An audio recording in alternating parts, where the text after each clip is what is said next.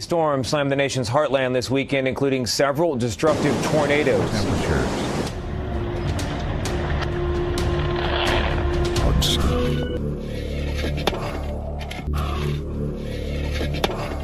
Algo está ocurriendo ahora mismo en diferentes partes del mundo, y cada semana aparecen nuevas imágenes que están sorprendiendo incluso a quienes pensaban haberlo visto todo.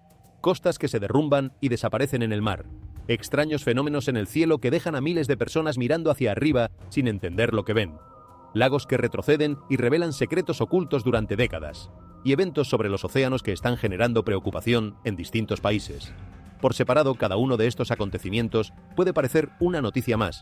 Pero cuando comienzan a acumularse al mismo tiempo, muchos se preguntan si estamos presenciando algo más grande de lo que imaginamos. En este estudio veremos qué está ocurriendo realmente, las imágenes que están dando la vuelta al mundo y por qué millones de creyentes están recordando las palabras de Jesús sobre las señales en la tierra, el mar y los cielos. Porque no es solo un evento, es la velocidad con la que están ocurriendo uno tras otro lo que está llamando la atención de tantas personas. Quédate hasta el final, porque algunos de estos acontecimientos son difíciles de ignorar. La primera señal no descendió del cielo, emergió desde abajo, desde la tierra misma que la gente pisa cada día sin pensarlo dos veces. A lo largo de un tranquilo vecindario costero, los residentes comenzaron a notar algo que al principio nadie supo nombrar con precisión.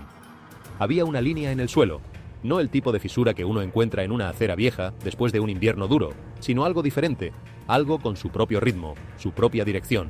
Al comienzo parecía apenas un corte estrecho en la tierra, el tipo de detalle que uno cruza de camino al coche sin detenerse a mirar. Pero la línea no se detuvo. Siguió creciendo con una paciencia que resultaba más inquietante que cualquier explosión repentina. Se extendió a través del vecindario entero, atravesó cercas de madera y jardines bien cuidados, cortó senderos de acceso y continuó moviéndose, lenta y constante, en dirección al mar. Las casas quedaron suspendidas peligrosamente cerca del borde que la grieta creaba a su paso. Partes enteras del terreno comenzaron a hundirse, a inclinarse, a deslizarse hacia abajo como si algo invisible tirara de ellas desde las profundidades.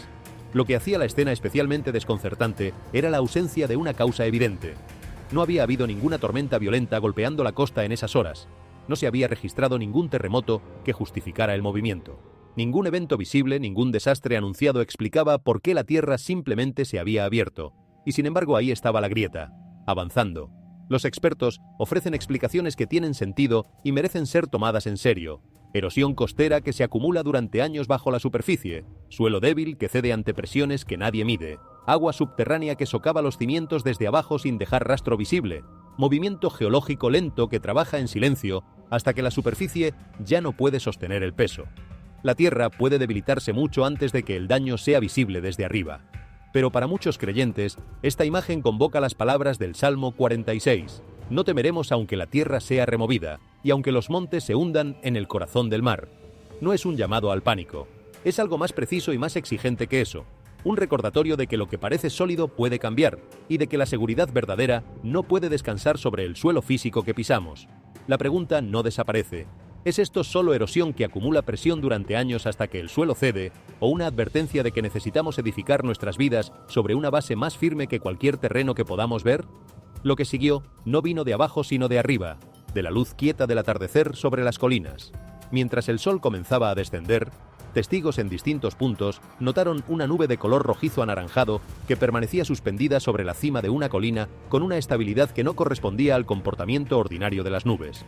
Al principio parecía algo cotidiano, el tipo de nube que capta los últimos rayos del día y los devuelve transformados en colores que la gente fotografía sin pensar mucho. Pero su forma se fue volviendo imposible de ignorar.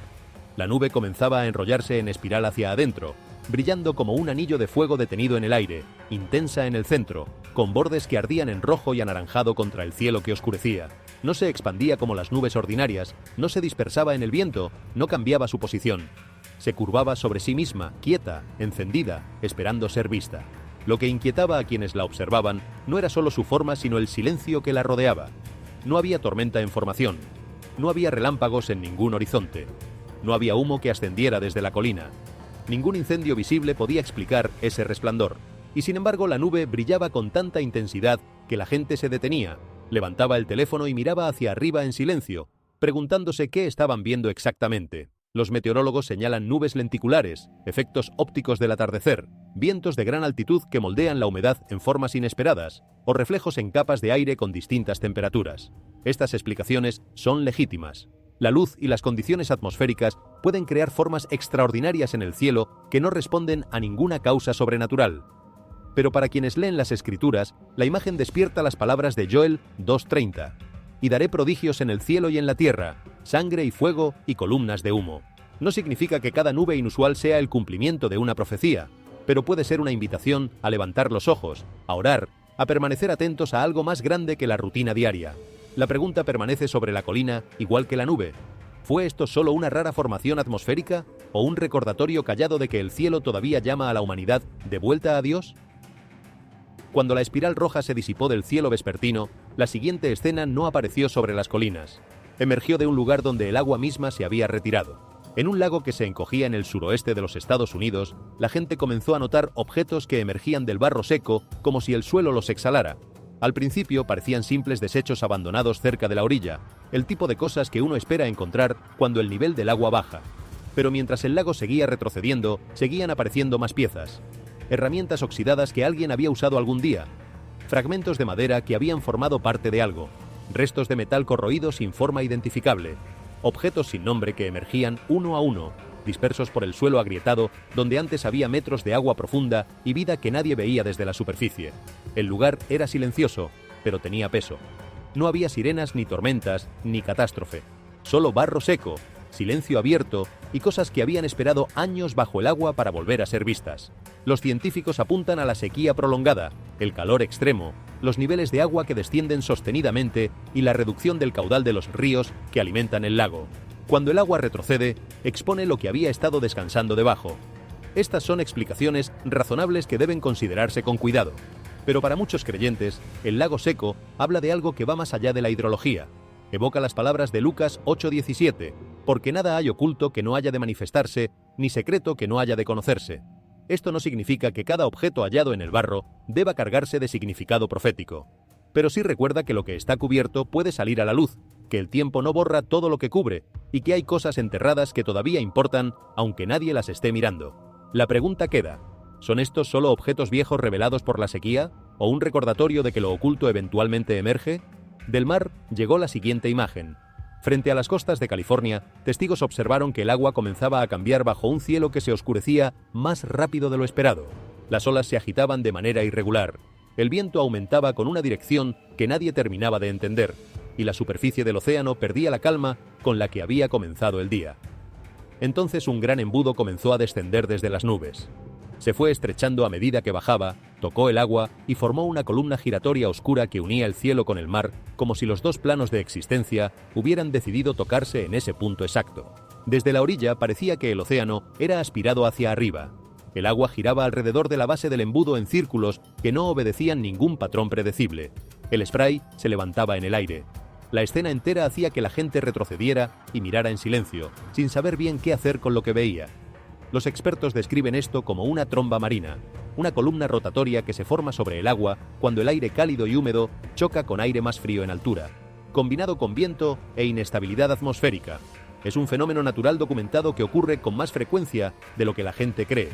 Pero para quienes llevan en la memoria las palabras de Lucas 21:25, donde Jesús habló del mar y las olas rugiendo como señal de tiempos que requieren vigilancia, la imagen no pasa sin resonar.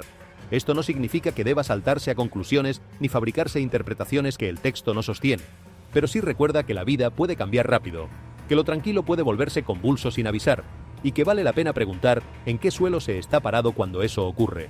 ¿Fue esto solo un evento climático raro o un recordatorio de despertar, orar y volver? Después de que el mar se retorció bajo el embudo, el siguiente misterio llegó desde debajo del suelo del desierto. Cerca de la región desértica entre Arizona y Nevada, una poderosa tormenta de polvo barrió la tierra, empujando arena sobre caminos, rocas y terreno árido que no había conocido lluvia en meses. Cuando la tormenta finalmente cedió, partes de la tierra habían sido despojadas de la arena que las cubría, y lo que apareció debajo atrajo la atención de inmediato: los trazos de una estructura que había permanecido oculta bajo tierra por un tiempo que nadie podía calcular con certeza. Al principio algunos creyeron que era una antigua ruina o una formación natural del terreno, Pero mientras más arena era retirada con cuidado, la forma se volvía imposible de atribuir al azar. Bajo el desierto yacía una cámara circular construida con grandes bloques de piedra ajustados con una precisión que no cuadraba con lo que se esperaría de una formación natural. A lo largo de las paredes había marcas geométricas talladas con cuidado y repetidas en patrones que alguien había diseñado con intención. Algunos símbolos parecían representar el sol, las estrellas, los ciclos del cielo y figuras humanas con la mirada hacia arriba. Para quienes lo observaban, se sentía menos como los restos de una antigua estructura y más como un mensaje que alguien había colocado ahí para que otros lo encontraran cuando llegara el momento. Los arqueólogos pueden proponer que era una cámara ceremonial, quizás utilizada para observación astronómica, rituales estacionales o navegación por una cultura del desierto que ya nadie recuerda. Son hipótesis que merecen consideración, pero para muchos creyentes, el descubrimiento lleva un recordatorio que va más allá de la arqueología. Lo que está enterrado no siempre permanece oculto. La pregunta que flota sobre el desierto es más amplia. ¿Es esto solo un hallazgo arqueológico o una señal de que las advertencias antiguas pueden resurgir en tiempos inciertos, ofreciéndose a quien esté dispuesto a verlas? Lejos de la tierra árida, otra escena inquietante se desarrollaba a lo largo de las costas de California y del Golfo. Después de tormentas poderosas, criaturas marinas extrañas comenzaron a aparecer en las orillas. Al principio algunos pensaron que eran peces ordinarios traídos por las olas fuertes, el tipo de cosas que uno ve después de cualquier tormenta costera. Pero a medida que llegaban más imágenes, la escena se volvía más difícil de explicar con comodidad. Algunas criaturas tenían cuerpos largos y plateados que brillaban de una manera que no parecía pertenecer a la luz del sol. Otras tenían ojos grandes y fijos, piel pálida o carne casi transparente como el cristal. Había calamares y peces que normalmente viven muy por debajo de la superficie, en aguas donde la luz del sol no llega, en presiones que aplastarían cualquier estructura humana. Lo que perturbaba a muchos no era solo la apariencia extraña de las criaturas, sino la pregunta de dónde venían, de las profundidades, de los lugares que la mayoría de los seres humanos nunca verá y no puede fácilmente comprender. Los científicos señalan la perturbación causada por las tormentas, el calentamiento sostenido de los océanos, los cambios en las corrientes marinas, los cambios de presión en diferentes capas del agua o los bajos niveles de oxígeno que empujan a los animales de aguas profundas hacia la superficie. Son posibilidades que deben considerarse con seriedad. Pero para muchos creyentes, el mar ha llevado siempre un sentido de misterio y poder que la ciencia describe pero no agota. Cuando las criaturas de las profundidades aparecen en la orilla, sin más razón que el movimiento del agua, recuerdan que la creación contiene fuerzas que no están bajo control humano, no importa cuánto se avance en conocimiento. La pregunta permanece: ¿son estos solo animales desplazados por cambios en el océano? ¿O un recordatorio de que lo profundo todavía guarda lo que la humanidad no puede gobernar? Y sobre el desierto, cuando ya la atención de muchos estaba puesta en el mar, y en lo que emergía de él, el cielo ofreció su propia imagen. En una tranquila región desértica, la gente levantó la vista y vio bandas de color que se extendían de un extremo al otro del cielo con una intensidad que no correspondía a ningún atardecer ordinario. Al principio pareció la clase de espectáculo que a veces ocurre cuando el sol se despide, uno de esos cielos que la gente fotografía sin pensar mucho. Pero los colores se intensificaron: rojo, naranja, violeta, azul, luces que se movían por las nubes en capas y brillaban sobre el paisaje vacío de una manera que muchos afirmaron no haber visto nunca en toda su vida. Algunos frenaron el coche en la carretera, otros salieron de sus casas sin saber bien por qué.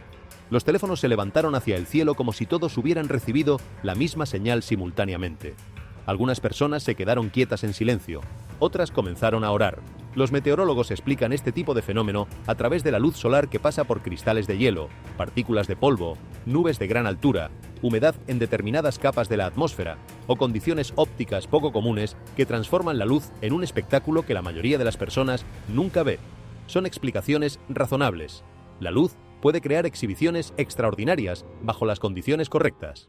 Pero para quienes llevan en la memoria el Génesis 9:13, donde Dios habla de poner su arco en las nubes como señal de un pacto que no se rompe, la imagen del cielo encendido sobre el desierto no pasa desapercibida. No es un llamado al pánico. Puede ser simplemente una invitación a detenerse, mirar hacia arriba y preguntar si el cielo está hablando de algo que la rutina diaria no deja escuchar.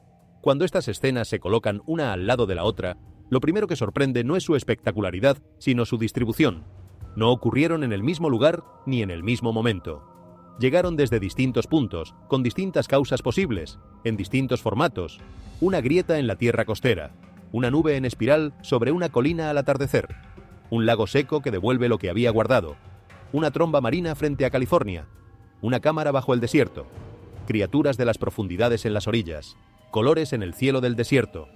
7 imágenes que por separado pueden encontrar explicación, pero que juntas forman algo que es difícil de observar sin preguntarse si hay un hilo que las conecta. El mundo del que depende la gente es más frágil de lo que suele parecer desde adentro de la vida cotidiana. La grieta costera muestra con qué facilidad el suelo bajo los hogares, las carreteras y las familias puede volverse incierto sin avisar.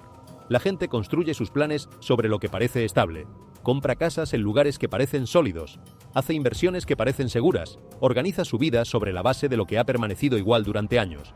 Y entonces la tierra se abre. No porque algo extraordinario haya ocurrido desde afuera, sino porque la presión que se había acumulado en silencio durante mucho tiempo finalmente encontró su salida. La grieta costera se convierte en algo más que una línea en el suelo. Se convierte en la imagen visible de lo que ocurre cuando algo ha estado debilitándose por mucho tiempo sin que nadie lo note. La espiral roja sobre la colina apunta en una dirección diferente. No daña ninguna estructura, no inunda ninguna calle, no arranca ningún árbol, y sin embargo hace que la gente se detenga, porque el cielo de repente parece desconocido.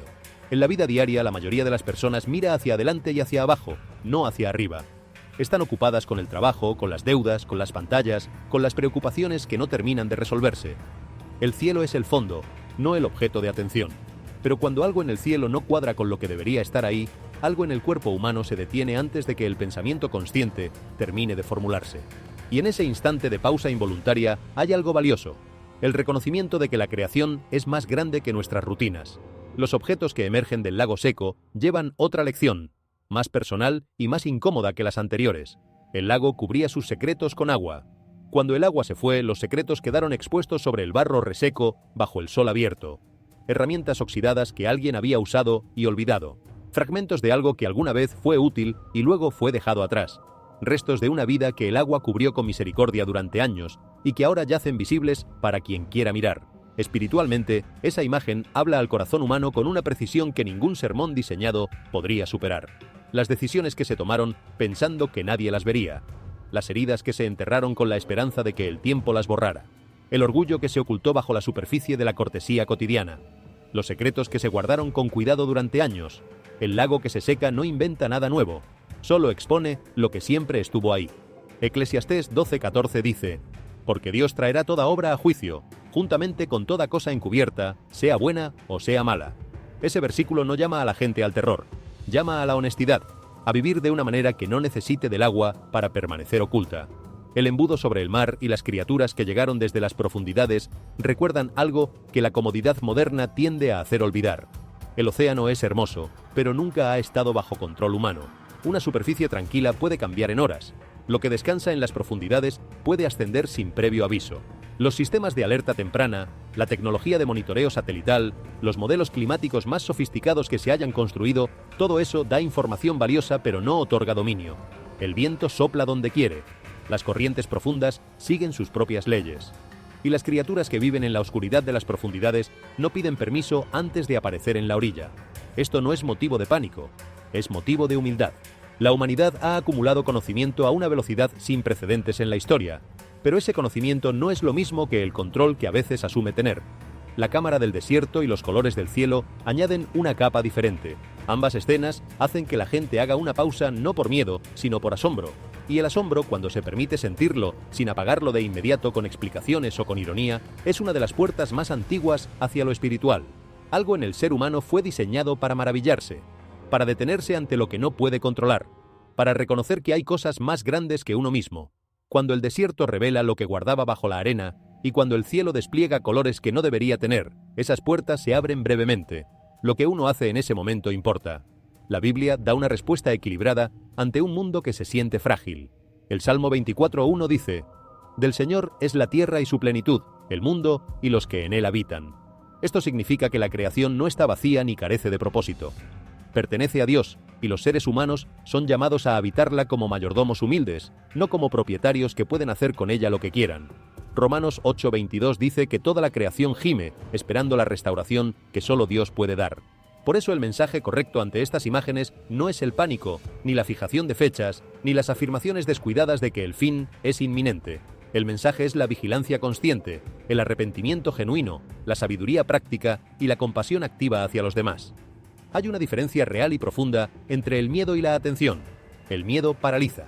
convierte cada fenómeno extraño en evidencia de catástrofe inminente y hace que la gente tome decisiones impulsadas por el pánico que a menudo empeoran lo que deberían mejorar. La atención, en cambio, activa. Toma nota de lo que ocurre, lo considera con seriedad, busca entendimiento y responde con sabiduría. Cuando la Tierra se mueve de maneras inesperadas, cuando el cielo muestra colores que no debería tener, cuando el mar arroja a la superficie lo que guardaba en sus profundidades, la respuesta correcta no es buscar el búnker más cercano ni publicar teorías apocalípticas en las redes. La respuesta correcta es más simple y al mismo tiempo más difícil.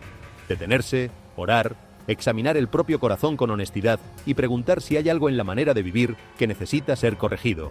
El orgullo humano tiene una tendencia particular a creer que entiende el mundo de manera completa. Las civilizaciones construyen sus certezas sobre lo que parece permanente. La tierra firme que no se mueve, el cielo predecible que sigue sus ciclos, el mar contenido dentro de sus límites conocidos. Y entonces algo cambia. Una grieta aparece donde no debería haber ninguna. Una nube toma una forma que ningún manual de meteorología describe con facilidad. El lago revela lo que ocultaba. El mar muestra lo que guardaba.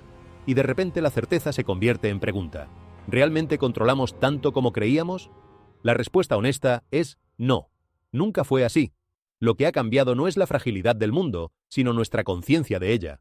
Y esa conciencia, si se recibe con la actitud correcta, puede ser una de las cosas más sanadoras que le ocurran al corazón humano. Porque la conciencia de la fragilidad nos empuja fuera de la autosuficiencia y hacia algo más grande que nosotros mismos. Nos recuerda que no somos los arquitectos de nuestra propia seguridad, que hay variables que no controlamos, que hay dimensiones de la realidad que no alcanzamos a ver desde el nivel en que habitamos. Hay otra dimensión que merece atención, la del tiempo. La grieta costera no apareció de la noche a la mañana.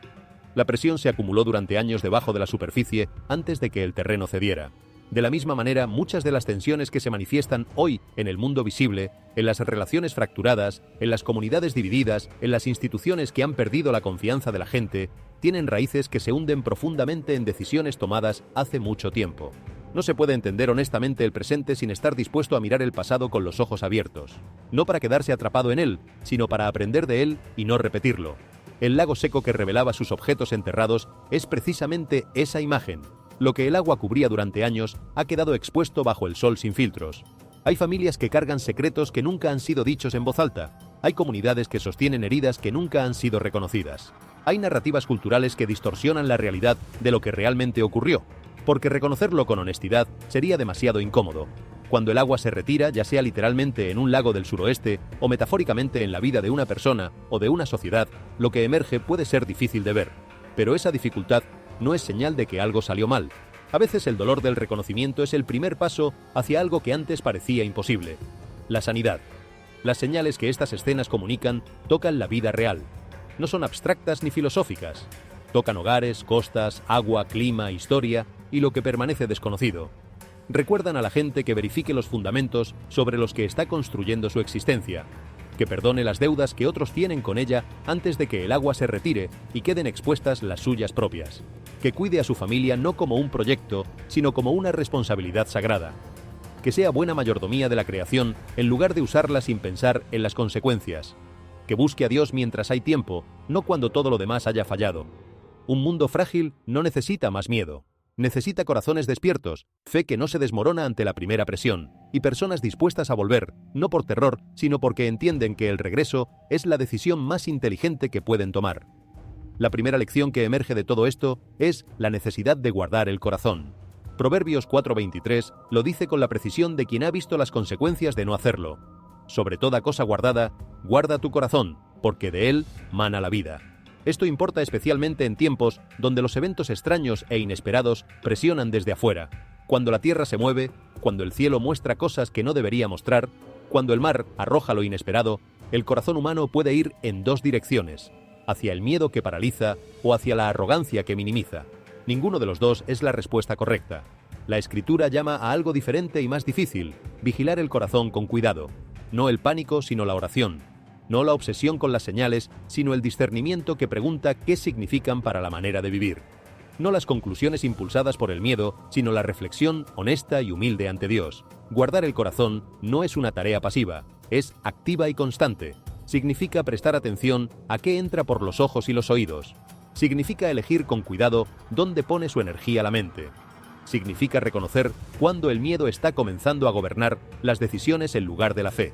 Significa ser honesto con Dios acerca de las grietas que se han formado en el interior, las fracturas que nadie ve porque están cubiertas por la rutina y la apariencia de normalidad. El corazón que no se guarda se convierte en terreno fértil para el miedo, el resentimiento, el orgullo y la desesperación. El corazón que se guarda puede permanecer firme incluso cuando el suelo bajo los pies se mueve. La segunda lección es buscar lo que verdaderamente importa, antes de que algo externo lo haga necesario por la fuerza. Jesús lo dijo con una claridad que no necesita elaboración. Mas buscad primeramente el reino de Dios y su justicia, y todas estas cosas os serán añadidas. Hay una trampa en la vida moderna que pocas personas reconocen como trampa porque está disfrazada de éxito. La trampa de construir toda la identidad, toda la seguridad, toda la razón de ser sobre cosas que no tienen la solidez que aparentan. El trabajo puede desaparecer, el dinero puede evaporarse, la salud puede cambiar sin aviso, las relaciones pueden fracturarse, la reputación puede derrumbarse. Ninguna de estas cosas es mala en sí misma. El problema no es tenerlas. El problema es construir sobre ellas como si fueran el fundamento, cuando son partes de la estructura, no la base. Cuando el mundo se siente inestable, cuando la tierra se abre y el cielo muestra cosas que no debería mostrar, muchas personas descubren de repente que han estado construyendo en el lugar equivocado. Y ese descubrimiento, aunque doloroso, puede ser el regalo más valioso que un período difícil puede ofrecer: la oportunidad de reconstruir sobre algo que no cambia. Poner a Dios primero no es una fórmula mágica que protege de todas las dificultades. Es el reordenamiento interno que hace que todo lo demás encuentre su proporción correcta. El trabajo como servicio en lugar de identidad. El dinero como herramienta en lugar de amo. Las relaciones como espacios de amor en lugar de transacciones. Y cuando llegan las tormentas, el corazón que ha encontrado su centro tiene algo sólido de lo que sostenerse. La tercera lección, quizás la más contracultural de todas en este momento histórico, es el arrepentimiento. No el arrepentimiento que se fabrica por presión social, ni el que se muestra públicamente como un acto de performance. El arrepentimiento genuino, el que ocurre en el espacio entre una persona y Dios donde nadie más está mirando. 2 Crónicas 7:14 lo describe con palabras que no han perdido su peso. Si se humillare mi pueblo sobre el cual mi nombre es invocado, y oraren, y buscaren mi rostro, y se convirtieren de sus malos caminos, entonces yo oiré desde los cielos, y perdonaré sus pecados, y sanaré su tierra. Es una invitación, no una amenaza. Dios no llama a la gente de vuelta a sí mismo porque quiera verla aplastada. La llama porque la misericordia sigue disponible y porque sabe lo que le ocurre a un corazón cuando se aleja demasiado de la fuente de su vida. El arrepentimiento en su esencia no es autodegradación. No es arrastrar a una persona por el suelo hasta que quede aniquilada bajo el peso de sus propios errores. Es el acto de un alma lo suficientemente honesta y valiente como para decir: he estado en el camino equivocado. Quiero cambiar de dirección. Y en ese giro está la semilla de algo completamente nuevo. Una advertencia que se recibe con esa actitud no termina en destrucción, sino en restauración. El terreno que se agrieta puede ser reconstruido. El corazón que se ha endurecido puede ablandarse.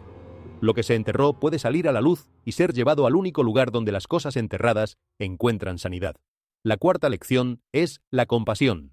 En tiempos de señales y fenómenos inusuales, hay una tentación particular que aparece en quienes tienen fe y que es necesario nombrar con honestidad: la tentación de convertirse en observadores y comentaristas en lugar de actores y servidores.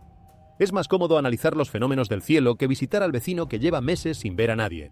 Es más fácil debatir las implicaciones proféticas de una grieta costera que ayudar a la familia que acaba de perder su hogar porque el suelo cedió bajo sus pies. La fe que no se convierte en acción se convierte en especulación. Y la especulación, por más sofisticada que sea, no abriga a nadie en la noche. Sínteno. Y bien, a Pedro 4:8 dice con una sencillez que resulta casi radical: y ante todo, tened entre vosotros ferviente amor, porque el amor cubrirá multitud de pecados.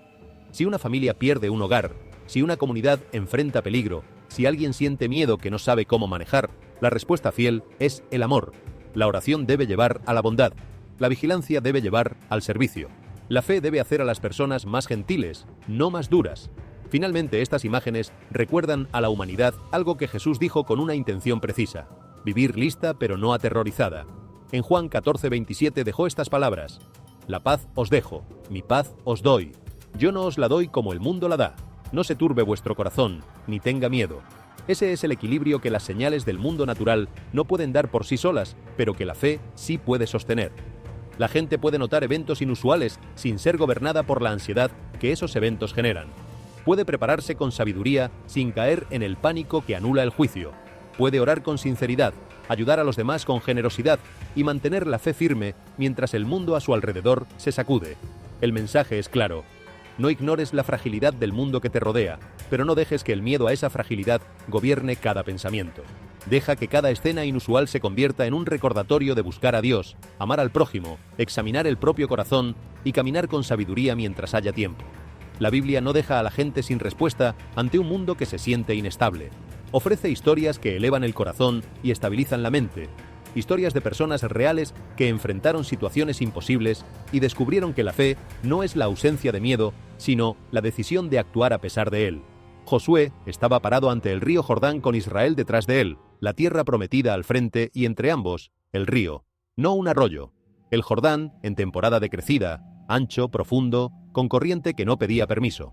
Dios le dio una instrucción que desde cualquier perspectiva humana sonaba irracional: que los sacerdotes que llevaban el arca avanzaran hacia el agua, sin puente, sin barca, sin plan B visible. Solo la instrucción de moverse hacia adelante antes de que el camino apareciera, y cuando los pies de los sacerdotes tocaron el borde del agua, las aguas se detuvieron. Josué 3:17 registra que los sacerdotes estuvieron firmes en tierra seca en medio del Jordán mientras todo el pueblo cruzaba. La historia enseña algo que la lógica de la supervivencia dificulta aprender. El camino a veces aparece cuando uno ya está moviéndose, no antes de decidir si moverse. Para familias que enfrentan incertidumbre, para personas que están paradas ante su propio Jordán sin poder ver el otro lado, la lección es: no te congeles esperando que el agua se retire primero. Ora, obedece lo que sabes que es correcto y da el siguiente paso fiel. Lo que hace poderosa la historia de Josué no es solamente el milagro en sí, es lo que lo precede. 40 años de desierto. 40 años de aprender a depender de algo que no se podía almacenar ni controlar.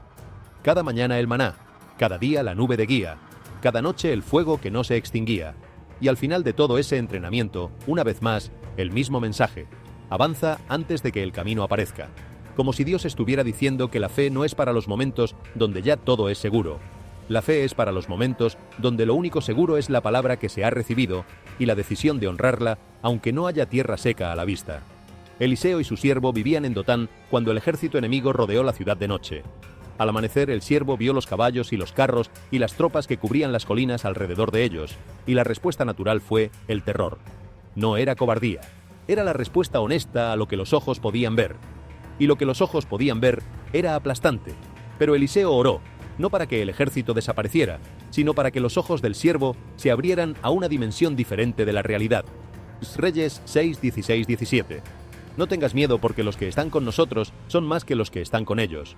Y oró Eliseo y dijo: te ruego, oh Jehová, que abras sus ojos para que vea. Y Jehová abrió los ojos del criado y miró. Y he aquí que el monte estaba lleno de gente de a caballo y de carros de fuego alrededor de Eliseo. El siervo no necesitaba que el ejército enemigo desapareciera, necesitaba ver lo que ya estaba ahí. La historia no promete que las circunstancias difíciles se eliminen cuando uno ora. Promete algo diferente y más fundamental: que hay una realidad más grande que la visible y que la oración puede abrir los ojos para percibirla. Josafat enfrentó un ejército tan grande que él mismo lo describió como imposible de resistir. Lo notable de su respuesta no es que encontrara una estrategia brillante o que sus generales tuvieran un plan superior. Lo notable es que reunió al pueblo de Judá y oró con una honestidad que pocas personas se permiten mostrar en público. Oh Dios nuestro, ¿no los juzgarás tú? Porque en nosotros no hay fuerza contra tan grande multitud que viene contra nosotros. No sabemos qué hacer, y a ti volvemos nuestros ojos. 2 Crónicas 20:12. Eso no es debilidad disfrazada de espiritualidad. Es la fortaleza de quien sabe que la honestidad sobre los propios límites es el primer paso para recibir lo que está más allá de ellos. En un tiempo donde muchas personas se sienten abrumadas por un exceso de información sobre todo lo que está saliendo mal en el mundo, esa oración tiene una vigencia extraña y poderosa. Quizás no tenemos todas las respuestas. Quizás no entendemos todos los fenómenos que vemos, pero podemos levantar los ojos hacia quien sí los entiende. Agar estaba sola en el desierto con su hijo, sin agua, sin camino visible, sin ninguna razón racional para creer que la situación tenía salida. Se apartó del niño porque no podía soportar verlo morir. No es difícil imaginar el peso de ese momento, la desolación completa de alguien que ha llegado al límite de lo que puede hacer. Y en ese punto exacto, Génesis 21:19 registra algo que cambia la perspectiva sobre cómo opera la gracia. Entonces Dios le abrió los ojos y vio un pozo de agua. El pozo ya estaba ahí. No fue creado en ese instante para su beneficio. Estaba ahí antes de que Agar llegara al desierto. Lo que cambió fue su capacidad de verlo. Para familias que han llegado a su propio punto de desolación, esto dice algo específico. A veces la provisión ya existe en el territorio donde uno está. Lo que falta es la claridad para percibirla. El miedo estrecha el campo visual. La gracia lo amplía. El maná en el desierto enseñó al pueblo de Israel una lección que la cultura moderna resiste con particular fuerza. La confianza que se practica un día a la vez. El maná no podía ser almacenado para el día siguiente. Quien intentaba guardarlo encontraba que se había echado a perder. Dios no daba provisión para una semana, un mes o un año. Daba para hoy. Éxodo 16:4. He aquí yo os haré llover pan del cielo, y el pueblo saldrá y recogerá diariamente la porción de un día, para que yo lo pruebe si anda en mi ley o no. La mayoría de las personas prefieren la certeza de mañana a la dependencia de hoy. Prefieren saber que el próximo año está asegurado antes de descansar hoy. Pero el maná enseñaba que hay un tipo de fuerza que solo se recibe en el presente, que no puede ser almacenada para el futuro, y que la búsqueda de esa provisión día a día forma el carácter de una manera que ningún almacenamiento puede replicar. Pedro falló de la manera más visible y devastadora posible. 3 veces negó conocer a Jesús, la última con juramentos. Lloró amargamente cuando cayó en cuenta de lo que había hecho. Y si la historia hubiera terminado ahí, habría sido la historia de alguien que prometió demasiado, falló de manera predecible y quedó reducido por su propia traición. Pero el Cristo resucitado buscó a Pedro específicamente, no para reprenderlo frente a todos, sino para restaurarlo en privado, preguntando 3 veces si lo amaba, devolviendo con 3 afirmaciones lo que 3 negaciones habían deshecho. Juan 21:17. Apacienta mis ovejas. Esta historia importa porque la tentación de creer que el fracaso es definitivo es una de las más comunes y más destructivas que enfrenta el corazón humano. El miedo puede hacer que alguien niegue lo que ama. El orgullo puede hacer que alguien actúe de maneras que más tarde no reconoce como propias. El error puede ser tan grande que parezca irreversible. Pero Pedro muestra que ni el fracaso más visible ni la traición más dolorosa tienen que ser el final de la historia de nadie. La mujer que tocó el borde del manto de Jesús había sufrido durante 12 años. Había gastado en médicos todo lo que tenía. Marcos 5 describe que en lugar de mejorar, había empeorado. 12 años de un problema que no mejoraba, que drenaba recursos, que la aislaba socialmente según las normas de su tiempo. Y sin embargo se abrió paso entre la multitud y extendió la mano. No tenía certeza de que funcionaría. Tenía fe de que valía la pena intentarlo. Y cuando Jesús se volvió y la miró, no le preguntó por qué lo había hecho sin permiso. Le dijo: «Hija, tu fe te ha hecho salva. Ve en paz y queda sana de tu azote». Marcos 5:34. Hay personas que llevan en silencio cargas que nadie más puede ver. No están en los titulares, no son las más visibles en ninguna sala. Pero Jesús ve al que se acerca con fe, aunque el acercamiento sea tímido y aunque la multitud que rodea la situación parezca demasiado grande para cruzarla. El buen samaritano encontró a un hombre herido en el camino. 2 personas que deberían haberlo ayudado pasaron de largo por razones que cada uno de ellos probablemente podía justificar. El samaritano no tenía ninguna obligación social ni religiosa con ese hombre. Se detiene, lo atiende, lo lleva a un lugar seguro y paga de su propio bolsillo para que sea cuidado. Lucas 10:33. Pero un samaritano que iba de camino vino cerca de él y viéndole fue movido a misericordia. La compasión no esperó a que las circunstancias fueran convenientes. No calculó el costo antes de actuar, vio y se movió. En tiempos donde las señales y los fenómenos inusuales generan mucha conversación, la parábola del samaritano recuerda que la respuesta de fe más concreta no es siempre la que tiene las palabras más elaboradas. A veces es simplemente la que se detiene, ve a la persona herida en el camino y hace algo al respecto. Tabita, también conocida como Dorcas, no aparece en la Biblia como predicadora ni como líder visible de ningún movimiento. Hechos 9:36 la describe con 2 frases que podrían parecer simples y que en realidad contienen todo un modelo de vida. Era llena de buenas obras y de limosnas que hacía. Cuando murió, las viudas que habían recibido su ayuda mostraron las túnicas y los vestidos que ella había confeccionado para ellas. No era famosa, no tenía un ministerio con nombre, tenía manos que sabían hacer algo útil y un corazón dispuesto a ti a hacer que ese algo llegara a quienes lo necesitaban. En días de grandes señales y grandes preguntas, Tabita recuerda que la fidelidad cotidiana en las cosas pequeñas tiene un peso específico que los grandes gestos raramente igualan. Cuando todo lo anterior se considera junto, lo que queda no es una lista de señales para descifrar, sino una promesa que amanece fresca cada día. Lamentaciones 3:22-23. Por la misericordia de Jehová no hemos sido consumidos, porque nunca decayeron sus misericordias. Nuevas son cada mañana. grande es tu fidelidad. Este es el tono que se necesita después de contemplar escenas que inquietan, no la negación de que algo está cambiando, no el miedo que convierte cada fenómeno inusual en señal de catástrofe final. Misericordia nueva, fuerza renovada, oportunidades frescas de orar, perdonar, servir y comenzar de nuevo. El mundo puede sentirse frágil, pero Dios puede seguir levantando corazones firmes, manos dispuestas y comunidades que se sostienen mutuamente cuando el suelo tiembla. Esa es la razón por la que los creyentes pueden alentarse entre sí sin ignorar la realidad de lo que está ocurriendo. Pueden prepararse con sabiduría, escuchar con atención y aún así hablar de esperanza con una convicción que no es ingenua sino informada por siglos de experiencia con un Dios que no abandona a su pueblo cuando los tiempos se ponen difíciles. Un espíritu en paz no detiene el pensamiento, lo enfoca. Quienes han encontrado en la fe un punto de anclaje real no son personas que dejaron de pensar cuando el mundo se volvió confuso. Son personas que encontraron un marco dentro del cual el pensamiento, aunque confrontado por la incertidumbre, no colapsa en parálisis. Pueden sostener preguntas difíciles sin que esas preguntas los destruyan. Pueden vivir con lo que no entienden sin que lo incomprensible los consuma. Y pueden actuar con decisión en lo que sí está claro, que siempre es más de lo que el miedo permite percibir. La fe como ancla no es la misma cosa que la fe como anestesia.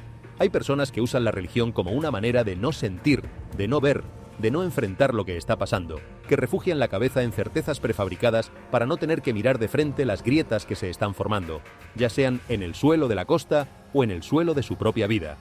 Esa no es la fe que la Escritura describe. La fe bíblica mira hacia adelante con ojos abiertos, reconoce el peligro, reconoce la limitación humana, y desde ese reconocimiento honesto busca una fuerza que no viene de adentro, sino de algo más grande.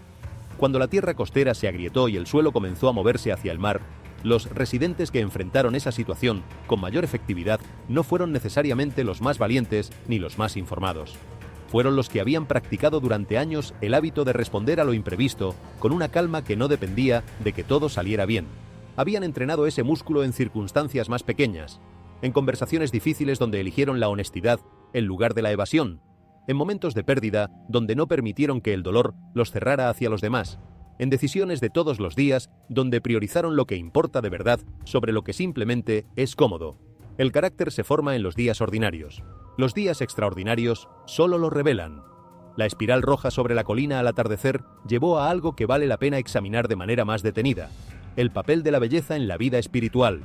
Fue perturbadora, sí, pero también fue, según quienes la vieron, extraordinariamente hermosa. Hubo personas que se detuvieron a contemplarla no solo con miedo, sino con algo que se parecía al asombro. Y el asombro es una de las emociones más honestamente espirituales que existen. Es la respuesta del ser humano ante lo que lo supera, ante lo que no puede domesticar con el pensamiento ni controlar con la voluntad.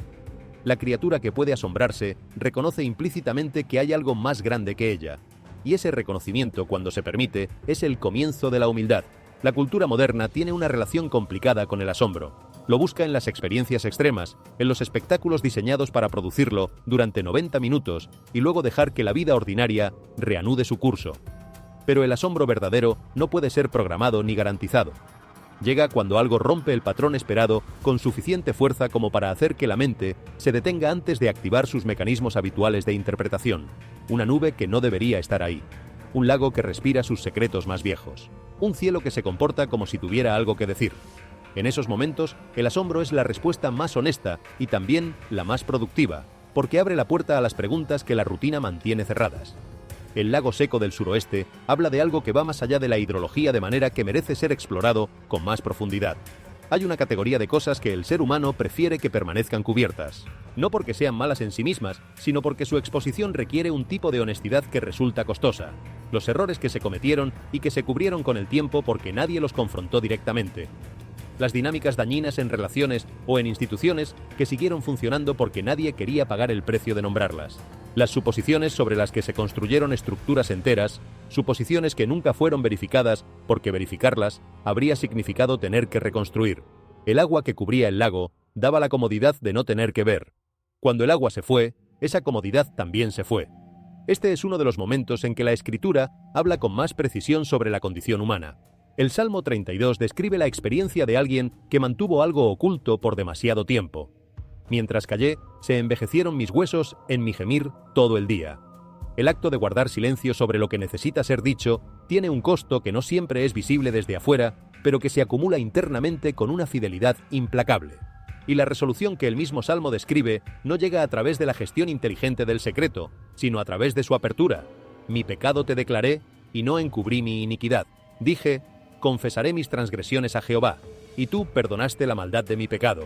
El lago que se seca no ofrece nada menos que eso, la oportunidad de ver lo que había estado oculto y de hacer algo al respecto. La tromba marina frente a las costas de California abre otra conversación sobre la relación entre el ser humano y el océano que la Escritura no deja sin abordar. El mar, en la tradición bíblica, no es simplemente una masa de agua salada. Es el lugar donde los límites del conocimiento humano se vuelven más obvios. Es el espacio donde la soberanía divina se expresa sin las intermediaciones que la tierra firme permite. Cuando Job cuestiona a Dios, es precisamente desde el mar que Dios responde: ¿Dónde estabas tú cuando puse los fundamentos de la tierra? ¿Quién encerró con puertas el mar cuando se derramaba saliéndose de su seno? La pregunta no es retórica en el sentido de humillar a Job. Es la pregunta que recalibra la perspectiva. Hay dimensiones de la realidad que preceden a la existencia humana y que continuarán después de ella. El océano, con su impenetrabilidad y su memoria más larga que cualquier civilización, es uno de los símbolos más poderosos de esa realidad. Cuando las criaturas de las profundidades aparecieron en las orillas, lo que perturbó a muchos no fue solo la rareza visual del evento, sino algo más difícil de articular. Era la incomodidad de ser recordados de que hay un mundo entero que existe completamente fuera del alcance humano, que las profundidades del océano, con sus presiones aplastantes y su oscuridad absoluta, no son un espacio vacío esperando ser colonizado por la curiosidad científica. Son un mundo habitado por formas de vida adaptadas a condiciones que ningún ser humano podría tolerar, que llevan existiendo desde mucho antes de que el primer humano mirara el mar y se preguntara qué había debajo. Cuando esas formas de vida aparecen en la superficie, en el mundo de la luz y del aire, el efecto no es solo visual. Es el efecto de que dos mundos que normalmente no se tocan de repente comparten el mismo espacio, y esa colisión lleva consigo todo el peso de lo que uno de esos mundos representa. Los colores del cielo sobre el desierto merecen también una consideración más detenida. El desierto es en la Escritura un lugar de despojamiento, no solo físico sino interior. Es el lugar donde las ilusiones que la vida urbana y los ciclos de abundancia permiten sostener se vuelven difíciles de mantener porque el ambiente no ofrece ningún apoyo para ellas. El desierto no tiene nada que te distraiga de ti mismo. Y en ese espacio de despojamiento, el cielo que despliega colores inusuales tiene un efecto diferente al que tendría sobre una ciudad llena de ruido y movimiento. Sobre el desierto silencioso, ese cielo no tiene competencia. Es todo lo que hay. Y la gente que se encontraba en ese momento bajo esos colores, lejos de las pantallas y del ruido constante, vivió algo que muchos describieron como una presencia más que como un espectáculo. Génesis 9:13 habla del arco en las nubes como señal de un pacto que no se rompe. No es accidental que el arco aparezca después del diluvio. Aparece cuando la destrucción ha pasado, como recordatorio de que la misericordia no fue eliminada por el juicio, sino que persiste más allá de él. Colores en el cielo, en ese marco de referencia, no son necesariamente señales de catástrofe inminente. Pueden ser exactamente lo contrario, recordatorios de que la misericordia sigue vigente, de que el pacto no ha sido olvidado, de que hay una fidelidad que trasciende las circunstancias visibles. Para alguien que ha aprendido a leer el cielo a través de ese marco, un cielo inusualmente hermoso sobre el desierto no genera terror, genera gratitud. La cámara bajo el desierto de Arizona habla de algo que las civilizaciones antiguas entendían con una naturalidad que las civilizaciones modernas han perdido en gran medida, que el tiempo es más largo de lo que la vida de un individuo permite percibir. Los constructores de esa cámara, quienes hayan sido, pensaban en escalas de tiempo que superaban con mucho su propia existencia. Tallaron marcas que esperaban que alguien encontrara, dejaron un mensaje para destinatarios que no conocerían nunca, construyeron algo que debía durar más allá de su propio momento. Ese tipo de pensamiento a largo plazo, que considera no solo el presente, sino las generaciones que vendrán después, es uno de los sellos distintivos de las culturas que comprendían que la historia tiene una dirección, y que cada generación tiene un papel en esa dirección que no puede delegar. La Biblia habla constantemente en esa escala. El pacto con Abraham era un pacto para sus descendientes, para generaciones que aún no habían nacido. Las profecías que Isaías escribió no eran para sus contemporáneos inmediatos, sino para personas que vivirían cientos de años después. Las instrucciones que Moisés recibió incluían mandatos sobre cómo las generaciones futuras debían recordar lo que Dios había hecho. Toda la estructura del Antiguo Testamento presupone una continuidad entre pasado, presente y futuro que hace que cada generación sea responsable no solo ante sí misma, sino ante las que vinieron antes y las que vendrán después. Una cámara tallada en el desierto por personas que ya no existen, encontrada por personas que no las conocieron, es en ese sentido una imagen de cómo la historia funciona, como una conversación entre generaciones que el tiempo no puede interrumpir completamente. Sobre la cuestión de la preparación, que tantas personas plantean cuando contemplan eventos inusuales, la escritura ofrece una perspectiva que no encaja en ninguna de las dos categorías que el debate público suele proponer. No dice, no te prepares, confía solamente en Dios, ni dice, prepárate para todo porque no puedes confiar en nadie. Dice algo más matizado y más útil. Usa el discernimiento para hacer lo que puedes con lo que tienes mientras confías en lo que no puedes controlar. Proverbios 6:6-8. Describe a la hormiga que trabaja en el verano para el invierno que viene, no porque tenga miedo, sino porque tiene sabiduría sobre los ciclos de la vida. Esa es la preparación que la escritura valora. La que emerge de la comprensión, no del terror. La que construye resiliencia sin volverse obsesiva. La que hace lo posible sin pretender que lo posible es lo mismo que lo suficiente. Hay familias que se han preparado para emergencias de maneras prácticas. Tienen provisiones de agua y alimentos para varios días. Tienen un plan para el caso de que los servicios básicos fallen. Tienen una red de vecinos con quienes coordinarse cuando la situación lo requiera. Eso no es desconfianza en Dios. Es mayordomía responsable de los recursos y las capacidades que Dios les ha dado. La misma actitud que lleva a un padre a enseñarle a su hijo cómo cruzar la calle con seguridad. No porque el mundo sea necesariamente más peligroso de lo que parece, sino porque usar el juicio que se tiene es parte de lo que significa ser un ser humano responsable. La preparación práctica y la confianza espiritual no son opuestas, son complementarias. Lo que sí es diferente, y lo que la Escritura rechaza de manera consistente, es el tipo de preparación que nace del pánico y que se convierte en su propio fin. La acumulación que no considera a los demás. La fortaleza mental que se construye a base de desconfianza universal. El aislamiento que justifica no ayudar a los que están cerca porque uno primero tiene que asegurarse a sí mismo. Esa no es la preparación de la hormiga de Proverbios. Es la preparación del hombre rico de la parábola que derribó sus graneros para construir otros más grandes y nunca llegó a usar lo que almacenó. La preparación que la fe engendra siempre tiene en mente no solo la supervivencia individual, sino la capacidad de servir a otros cuando llegue la necesidad. En cuanto a la oración, que aparece repetidamente en este contexto como respuesta recomendada, vale la pena ser específico sobre lo que significa en la práctica. La oración no es un mecanismo de negociación con Dios para evitar que los eventos difíciles ocurran. Tampoco es una técnica de relajación espiritual que calma los nervios sin conectar con nada real. En la Escritura, la oración es comunicación. Es el acto de una persona que reconoce que hay una realidad a la que tiene acceso a través de esa comunicación, una realidad que modifica su percepción de lo que está ocurriendo y su capacidad de responder a ello de manera efectiva. Cuando Josafat oró con el pueblo de Judá antes de enfrentar al ejército que lo superaba, no estaba ejecutando un ritual que garantizara un resultado predeterminado. Estaba haciendo algo que cambió la situación real de maneras que ningún análisis estratégico habría podido prever. La respuesta que llegó después de esa oración fue específica, práctica y suficiente, una estrategia que ninguno de sus consejeros militares habría propuesto. Que los adoradores fueran al frente del ejército. Que la batalla se librara a través de la alabanza. Que el pueblo confiara en que Dios pelearía por ellos mientras ellos permanecían en su lugar. Es una respuesta que desafía toda lógica táctica y que sin embargo funcionó. La oración que Josafat hizo abrió una línea de comunicación que produjo una estrategia real para una situación real. Eso es lo que la oración puede hacer. El rol de la comunidad en tiempos de incertidumbre merece una consideración especial. La Escritura nunca presenta la fe como un proyecto individual. Desde el pacto que Dios hizo con Abraham, que incluía a toda su descendencia, hasta las instrucciones que Jesús dio sobre cómo los creyentes debían relacionarse entre sí, la fe bíblica es fundamentalmente comunitaria. No en el sentido de que la experiencia personal no importa, sino en el sentido de que esa experiencia personal siempre se desarrolla en relación con otros. El cuerpo metáfora que Pablo usa en su primera carta a los Corintios para describir la comunidad de creyentes no deja lugar a la interpretación individualista. Cada parte es diferente, cada parte es necesaria, y ninguna parte puede decirle a otra que no la necesita.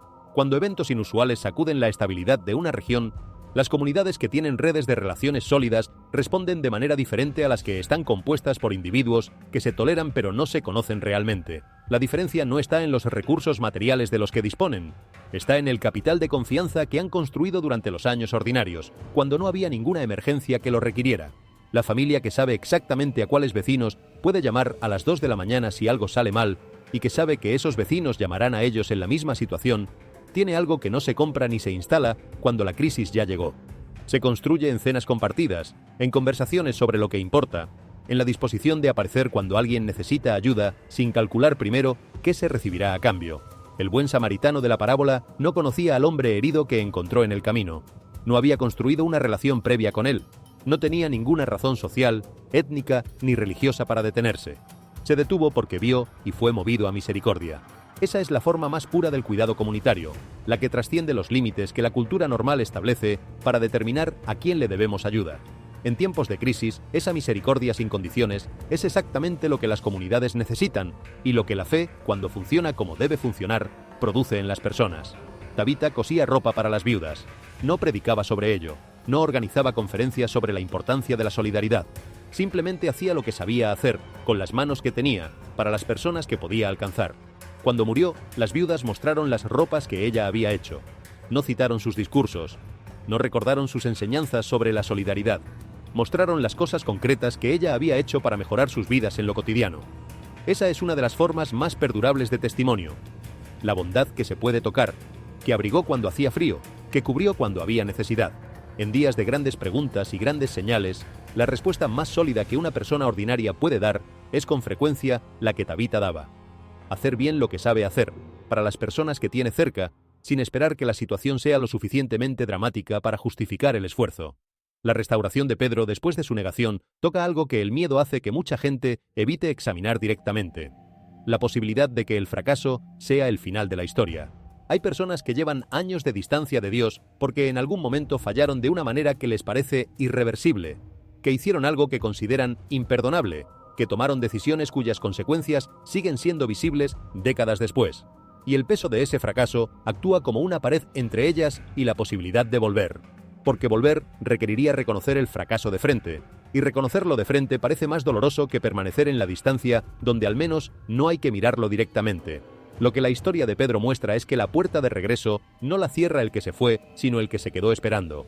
El Cristo resucitado no esperó a que Pedro se presentara con una explicación elaborada de sus razones para haber negado 3 veces. Lo buscó. Fue a donde Pedro estaba pescando, el lugar donde había vuelto después de que todo lo que había esperado pareció desmoronarse. Y la restauración no llegó a través de una discusión sobre el pasado, sino a través de una pregunta sobre el presente y el futuro. ¿Me amas? ¿Estás dispuesto a servir? Eso es todo lo que el regreso requiere. No la explicación perfecta de todo lo que salió mal. Solo la disposición de responder honestamente a la pregunta de si el amor todavía está ahí y si hay voluntad de actuar desde ese amor. La promesa de Lamentaciones emerge del lugar más oscuro del libro. Las Lamentaciones son el registro de una ciudad destruida, de un pueblo que ha perdido todo lo que constituía su identidad visible: el templo, la ciudad, la tierra, la independencia. El autor escribe desde adentro de esa destrucción, sin ninguna de las salidas fáciles que la distancia permite. Y en el centro exacto de ese libro, en ese paisaje de ruinas, escribe las palabras que más personas han necesitado en sus propios paisajes de ruinas. Por la misericordia de Jehová no hemos sido consumidos, porque nunca decayeron sus misericordias. Nuevas son cada mañana. No viene de un lugar de comodidad, viene de un lugar de pérdida real, contabilizable, que no puede ser minimizada. Y desde ese lugar, la afirmación de que la misericordia es nueva cada mañana no es optimismo superficial. Es fe que se niega a ser aplastada por la evidencia de lo que rodea al que la sostiene. Eso es lo que el mundo necesita de quienes tienen fe en tiempos donde los fenómenos inusuales generan miedo. No la negación de lo que está ocurriendo, sino la afirmación de que lo que está ocurriendo no tiene la última palabra. Que más allá de la grieta, más allá del cielo extraño, más allá del lago seco y del mar agitado y de la cámara descubierta en el desierto, hay una misericordia que no caduca, que amanece fresca cada día sobre quienes la buscan, que es, en última instancia, más vieja y más sólida que cualquier fenómeno que el mundo natural pueda producir. La lección que emerge de todo esto no es que la gente deba entrar en pánico, culparse entre sí o pretender que entiende cada misterio de la naturaleza. La lección más profunda es que la vida humana necesita sabiduría práctica, el tipo de sabiduría que no se gana solo con información, sino con la disposición a dejarse formar por lo que la información revela. Cuando la tierra se agrieta, cuando el cielo cambia de color, cuando las aguas retroceden y los mares se agitan, y cuando cosas olvidadas emergen de lugares ocultos, la gente recibe un recordatorio que no puede fabricar por sí misma. La vida no es tan predecible como parece desde adentro de una rutina que funciona bien. Un día ordinario puede convertirse en algo completamente distinto. Un lugar familiar puede volverse incierto de maneras que nadie anticipó. Y en esa interrupción de lo predecible hay algo valioso, si uno está dispuesto a recibirlo. Hay algo que ocurre en el interior de una persona cuando el suelo que daba por sentado se mueve. Las certezas que nunca se cuestionaron, porque nunca necesitaron ser cuestionadas de repente, parecen menos sólidas. Las suposiciones sobre las que se construyó la vida cotidiana quedan expuestas como suposiciones, no como hechos. Y en ese momento de exposición, cuando la ilusión de control cede brevemente, hay una apertura que en otras circunstancias no existiría. Una apertura hacia la honestidad, hacia la pregunta genuina, hacia la posibilidad de que haya algo más que lo que los ojos pueden ver y las manos pueden tocar. No todos aprovechan esa apertura. Algunos la cierran lo más rápido posible y buscan la manera de volver a la normalidad anterior. Pero quienes se detienen en ella, quienes permiten que la pregunta los acompañe por un tiempo, a menudo descubren que lo que encontraron en ese espacio vale más que la comodidad que dejaron atrás. Sin previo aviso, el fuego irrumpió donde no debería haber podido. Lo que los registros geológicos describían como ciclos naturales largamente inscritos en la Tierra se manifestó de maneras que interrumpieron la vida de comunidades enteras sin darles tiempo de prepararse. En la Biblia, el fuego que surge de la Tierra nunca se presenta como un evento aleatorio. Desde los días de Sodoma y Gomorra hasta las descripciones proféticas de los tiempos finales, el fuego funciona como símbolo de exposición y advertencia. Interrumpe la rutina. Revela lo que ha estado oculto. Exige que la gente reconsidere lo que considera seguro. Y la pregunta que deja detrás no es técnica sino existencial. ¿Fue esto solo un ciclo geológico siguiendo su curso predeterminado o parte de algo más amplio que la Biblia describe como una convergencia que vendrá, no para aterrorizar, sino para despertar? Si el fuego emergiendo de la Tierra generó inquietud, lo que siguió fue aún más desconcertante porque contradijo algo que la experiencia cotidiana da por sentado. Las llamas no surgían de roca fundida esta vez. Se extendían a través de terreno que debería haber sido imposible de incendiar. En los estados occidentales de los Estados Unidos, los incendios forestales ardían mientras el suelo permanecía congelado bajo la nieve. Las llamas escalaban laderas cubiertas de hielo, donde el frío debería haber servido de barrera natural. La contradicción era visible e innegable. Fuego y hielo no deberían coexistir de esa manera, y sin embargo, ahí estaban, juntos, reescribiendo en silencio las expectativas sobre cómo opera la naturaleza en circunstancias extremas. La destrucción no llegó de golpe, sino que se fue extendiendo con una velocidad que superaba la capacidad de respuesta de las comunidades afectadas. Las evacuaciones se ordenaron en horas, no en días. El cielo sobre regiones enteras tomó un color rojo oscuro mientras el humo denso viajaba miles de kilómetros desde el origen de las llamas. La luz del día se convirtió en una bruma anaranjada que transformaba las horas del mediodía en algo que se parecía más al atardecer. Respirar al aire libre pasó de ser automático a ser una decisión que requería evaluación. Los caminos desaparecieron detrás de muros de humo que la tecnología de navegación no estaba diseñada para manejar. Para millones de personas en distintos estados, el peligro no llegó como un evento único y definido, sino como algo que se fue acercando progresivamente, oscureciendo el cielo con cada hora que pasaba y acortando las distancias entre la amenaza y la puerta de su casa. Después de las fiestas de fin de año, cuando las familias en todo Estados Unidos habían guardado los adornos y estaban retomando los ritmos normales de la vida cotidiana, California recibió una de las tormentas más poderosas que se habían registrado en décadas. El contraste con las semanas anteriores era agudo. Había habido calma. Los niños habían vuelto a la escuela. La gente conducía al trabajo, compraba en los supermercados, hacía planes para el fin de semana. Y entonces cambió el clima. La lluvia intensa comenzó a caer sobre grandes extensiones del estado, con una concentración particular en el sur. No se detuvo. Las inundaciones relámpagos se formaron en horas. Las laderas saturadas colapsaron sobre las carreteras. Los vientos que superaban los 160 km por hora derribaron árboles que habían estado en pie durante décadas. En Los Ángeles, el río LA creció con una fuerza que los residentes más mayores decían no haber visto en toda su vida. En Palmdale, las inundaciones arrastraron vehículos de las carreteras como si fueran objetos livianos. En San Bernardino, las autoridades instruyeron a los residentes a no salir porque calles y puentes bajos estaban completamente bajo el agua. En el pueblo montañoso de Wrightwood, los derrumbes bloquearon las vías de acceso y cortaron la conexión con el exterior. Los meteorólogos explicaron que la tormenta no llegó de la nada. California había recibido semanas de lluvia antes de que ese sistema en particular llegara. El suelo había alcanzado su punto de saturación. Cuando el suelo ya no puede absorber más agua, lo que cae se convierte en escorrentía inmediata. Y la escorrentía busca la ruta de menor resistencia, que a menudo resulta ser exactamente donde la gente ha construido su vida. La destrucción visible fue súbita, pero la condición que la hizo posible se había acumulado en silencio durante semanas. La escritura usa con frecuencia esa misma imagen. La sacudida no crea la debilidad, la revela. Las estructuras ceden solo después de que la presión interna las ha comprometido desde adentro. Lo que parece estable en la superficie puede haber estado cediendo por mucho tiempo antes de que alguien lo note. Jesús advirtió que antes de un gran cambio, la vida parecería normal. La gente estaría viajando, trabajando, volviendo a sus rutinas, sin percibir que la interrupción estaba cerca. El peligro, dijo, no era el evento en sí, sino la falsa sensación de seguridad que se instala cuando todo parece haber vuelto a su lugar.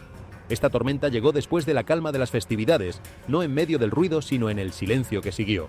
La pregunta que deja no es si las tormentas suceden, siempre han sucedido. La pregunta más profunda es qué revela sobre los fundamentos que uno asume seguros cuando todo parece haber regresado a la normalidad. Mientras las tormentas sacudían la tierra, el cielo en otros estados desplegaba algo completamente diferente. Auroras boreales aparecieron en zonas geográficas que normalmente nunca las ven, iluminando el cielo nocturno de estados y regiones donde varias generaciones habían vivido sin presenciar ese tipo de espectáculo. Para muchas de las personas que las vieron esa noche, era la primera vez en sus vidas que el cielo se iluminaba así desde el patio trasero de su propia casa. Las auroras no llegan como los relámpagos, no hay un instante de impacto ni un sonido que siga. Se mueven despacio como si el cielo estuviera respirando. Verdes que se funden con azules, violetas que aparecen en los bordes y se desvanecen antes de que el ojo pueda seguirlos con certeza. No hay ruido, no hay sensación de peligro inmediato. Y sin embargo su presencia en ese momento preciso, justo después de las tormentas, justo cuando la vida comenzaba a normalizarse de nuevo, generó en muchos una inquietud que resultaba difícil de articular. Los científicos señalan el aumento de la actividad solar que interactúa con el campo magnético de la Tierra y produce los colores característicos de las auroras a través de la colisión de partículas cargadas con los gases de la atmósfera. Es una explicación precisa que describe el mecanismo con exactitud, pero describe el cómo, no el cuándo. Y para quienes habían estado mirando el cielo durante semanas con una sensación creciente de que algo estaba siendo comunicado, el cuándo importaba tanto como el cómo. En la Biblia la luz no siempre aparece como señal de juicio. A veces aparece simplemente como señal de que hay que detenerse, mirar hacia arriba y estar consciente. La luz no fuerza la atención. Espera a quienes están dispuestos a levantarla. Lo que pasó en Utah comenzó como una tarde ordinaria y terminó siendo grabado en miles de teléfonos. En medio de las nubes grises del cielo, una abertura con forma de ojo apareció con una nitidez que no correspondía a ninguna formación de nubes conocida. De esa abertura emanaban dos rayos de color naranja oscuro, definidos como cuchillas, que apuntaban directamente hacia el suelo sin difuminarse ni desviarse. En minutos, personas desde Salt Lake City hasta Provo estaban afuera grabando algo que nadie esperaba ver. Los meteorólogos intentaron dar explicaciones y señalaron un fenómeno de destellos solares. Pero incluso ellos reconocieron que el color era demasiado intenso, el ángulo demasiado directo, y la posición del haz de luz no coincidía con la ubicación del Sol en ese momento del día. Cuando la ciencia no alcanza a dar una respuesta que satisfaga la pregunta completa, muchas personas vuelven al único marco de referencia que el fenómeno les recuerda de manera natural. Para los creyentes, 2 Crónicas 16:9 dice: «Porque los ojos de Jehová contemplan toda la tierra, para mostrar su poder a favor de los que tienen corazón perfecto para con él». El Apocalipsis describe los ojos del que viene como llama de fuego. La imagen del ojo en el cielo sobre Utah, en un país construido sobre una herencia de fe, pero que atraviesa una crisis de identidad moral y espiritual, hizo que muchos se preguntaran en voz alta lo mismo. ¿Está Dios recordando que sigue mirando, que sigue siendo relevante, que sigue esperando el regreso? Y mientras la imagen del cielo sobre Utah circulaba en los medios, la tierra en otro punto del país comenzaba a revelar sus propios secretos. Un equipo arqueológico privado que realizaba una prospección de estratos encontró accidentalmente una cavidad en lo profundo de la roca roja. Lo que encontraron al abrir esa cavidad les tomó el aliento. Jarras antiguas selladas con arcilla y ceniza, con caracteres hebreos muy antiguos, grabados en sus superficies con una precisión que no parecía posible sin herramientas modernas. Y junto a las jarras, una espada metálica de más de 1,5 metros de largo, cuya empuñadura llevaba grabado un símbolo asociado al nombre de Dios en la tradición judía. El interior de cada jarra no contenía solo tierra o ceniza. Guardaba fragmentos de inscripciones con frases que recordaban a profecías antiguas. El día de la luz vendrá. Cuando la espada se levante, el pueblo se pondrá de pie. El equipo se quedó en silencio por un tiempo largo después de leer esas palabras, como si hubieran sido escritas para este momento y no para el momento en que fueron grabadas. Los estudiosos bíblicos que examinaron el descubrimiento recordaron inmediatamente las palabras de Jeremías 1:12. Yo estoy alerta para cumplir mi palabra. El Apocalipsis 19:15 describe al que viene con una espada afilada que sale de su boca. La espada encontrada en la roca no era solo un artefacto. Para muchos era un símbolo del poder y el juicio de una palabra que no caduca aunque sea enterrada bajo siglos de silencio. Las jarras de barro reforzaban el mensaje. En la Biblia, las jarras de barro eran el recipiente elegido para proteger las cosas más preciosas, las profecías, los sellos del pacto. Su aparición en medio de un tiempo de agitación mundial se presentó a muchos como un recordatorio. Lo que fue enterrado será traído a la luz, y lo que la gente ha intentado olvidar tiene una manera de volver cuando menos se lo espera. Los pastores que comentaron el descubrimiento describieron el momento con palabras similares.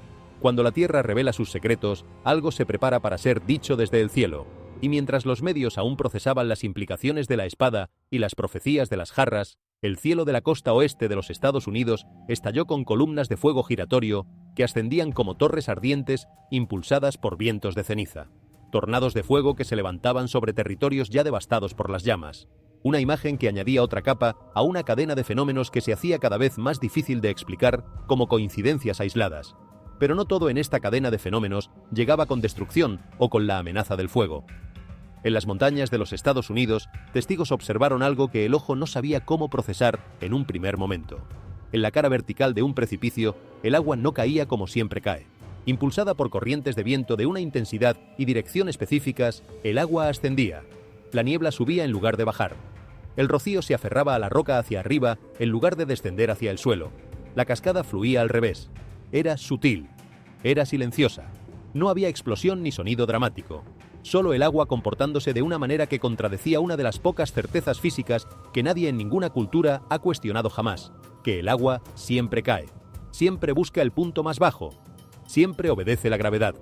Excepto en ese momento, en ese precipicio, con ese viento, lo que capturaba la atención de quienes lo veían no era el espectáculo en sí, sino lo que representaba. Hay fuerzas físicas sobre las que la humanidad ha construido toda su comprensión del mundo. La gravedad es una de las más fundamentales, y cuando el viento y la geografía se combinan de la manera correcta para superar brevemente esa expectativa, el efecto no es solo visual, es existencial. Recuerda que incluso las leyes que parecen absolutas pueden ser superadas por condiciones que no siempre están bajo el control de nadie. En la Biblia, el viento y el agua raramente se describen como fuerzas pasivas. Dios usa el viento para dividir mares, para calmar tormentas, para recordar a la humanidad que la creación responde a una autoridad que trasciende la comprensión humana. Una cascada que fluye al revés no es una catástrofe, pero en el contexto de todo lo que la había precedido, añadía su propia capa al mensaje que el mundo natural parecía empeñado en comunicar. Sobre una zona rural aislada de los Estados Unidos, sin ninguna tormenta que lo anunciara y sin ningún fenómeno meteorológico que lo explicara de manera satisfactoria, el cielo presentó una imagen que hacía que la gente se detuviera a mitad de lo que estaba haciendo. Una abertura circular perfecta se formó en la cubierta de nubes con una precisión que no tenía nada que ver con el comportamiento ordinario de las formaciones atmosféricas. Definida con nitidez, estable, sin disiparse ni expandirse. Detrás de ella, un resplandor rojo profundo. En el centro, el sol visible pero diferente, con una luz más tenue, más filtrada, como si algo que no se podía ver a simple vista hubiera reducido su intensidad.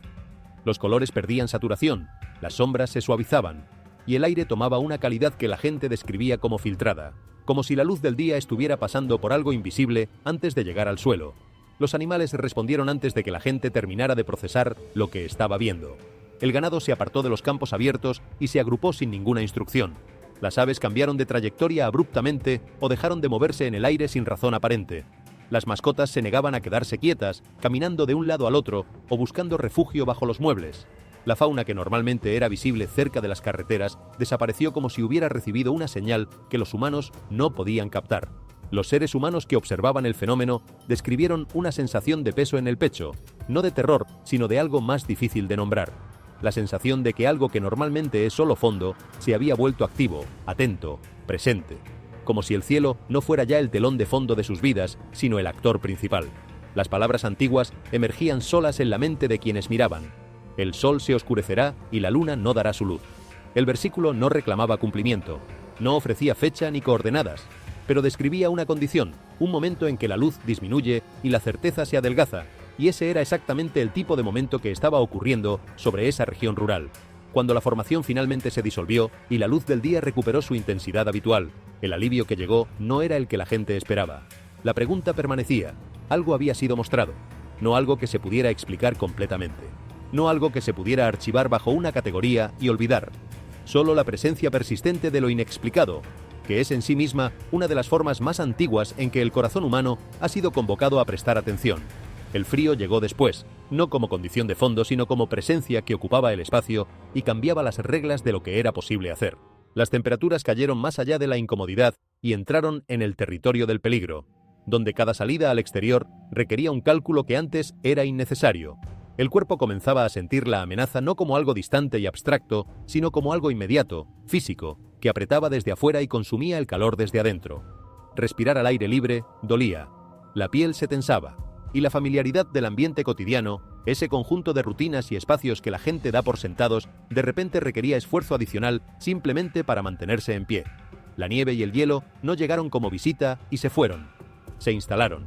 Se acumularon capa sobre calles, techos y terreno abierto hasta que el movimiento se fue ralentizando y en algunos lugares se detuvo completamente.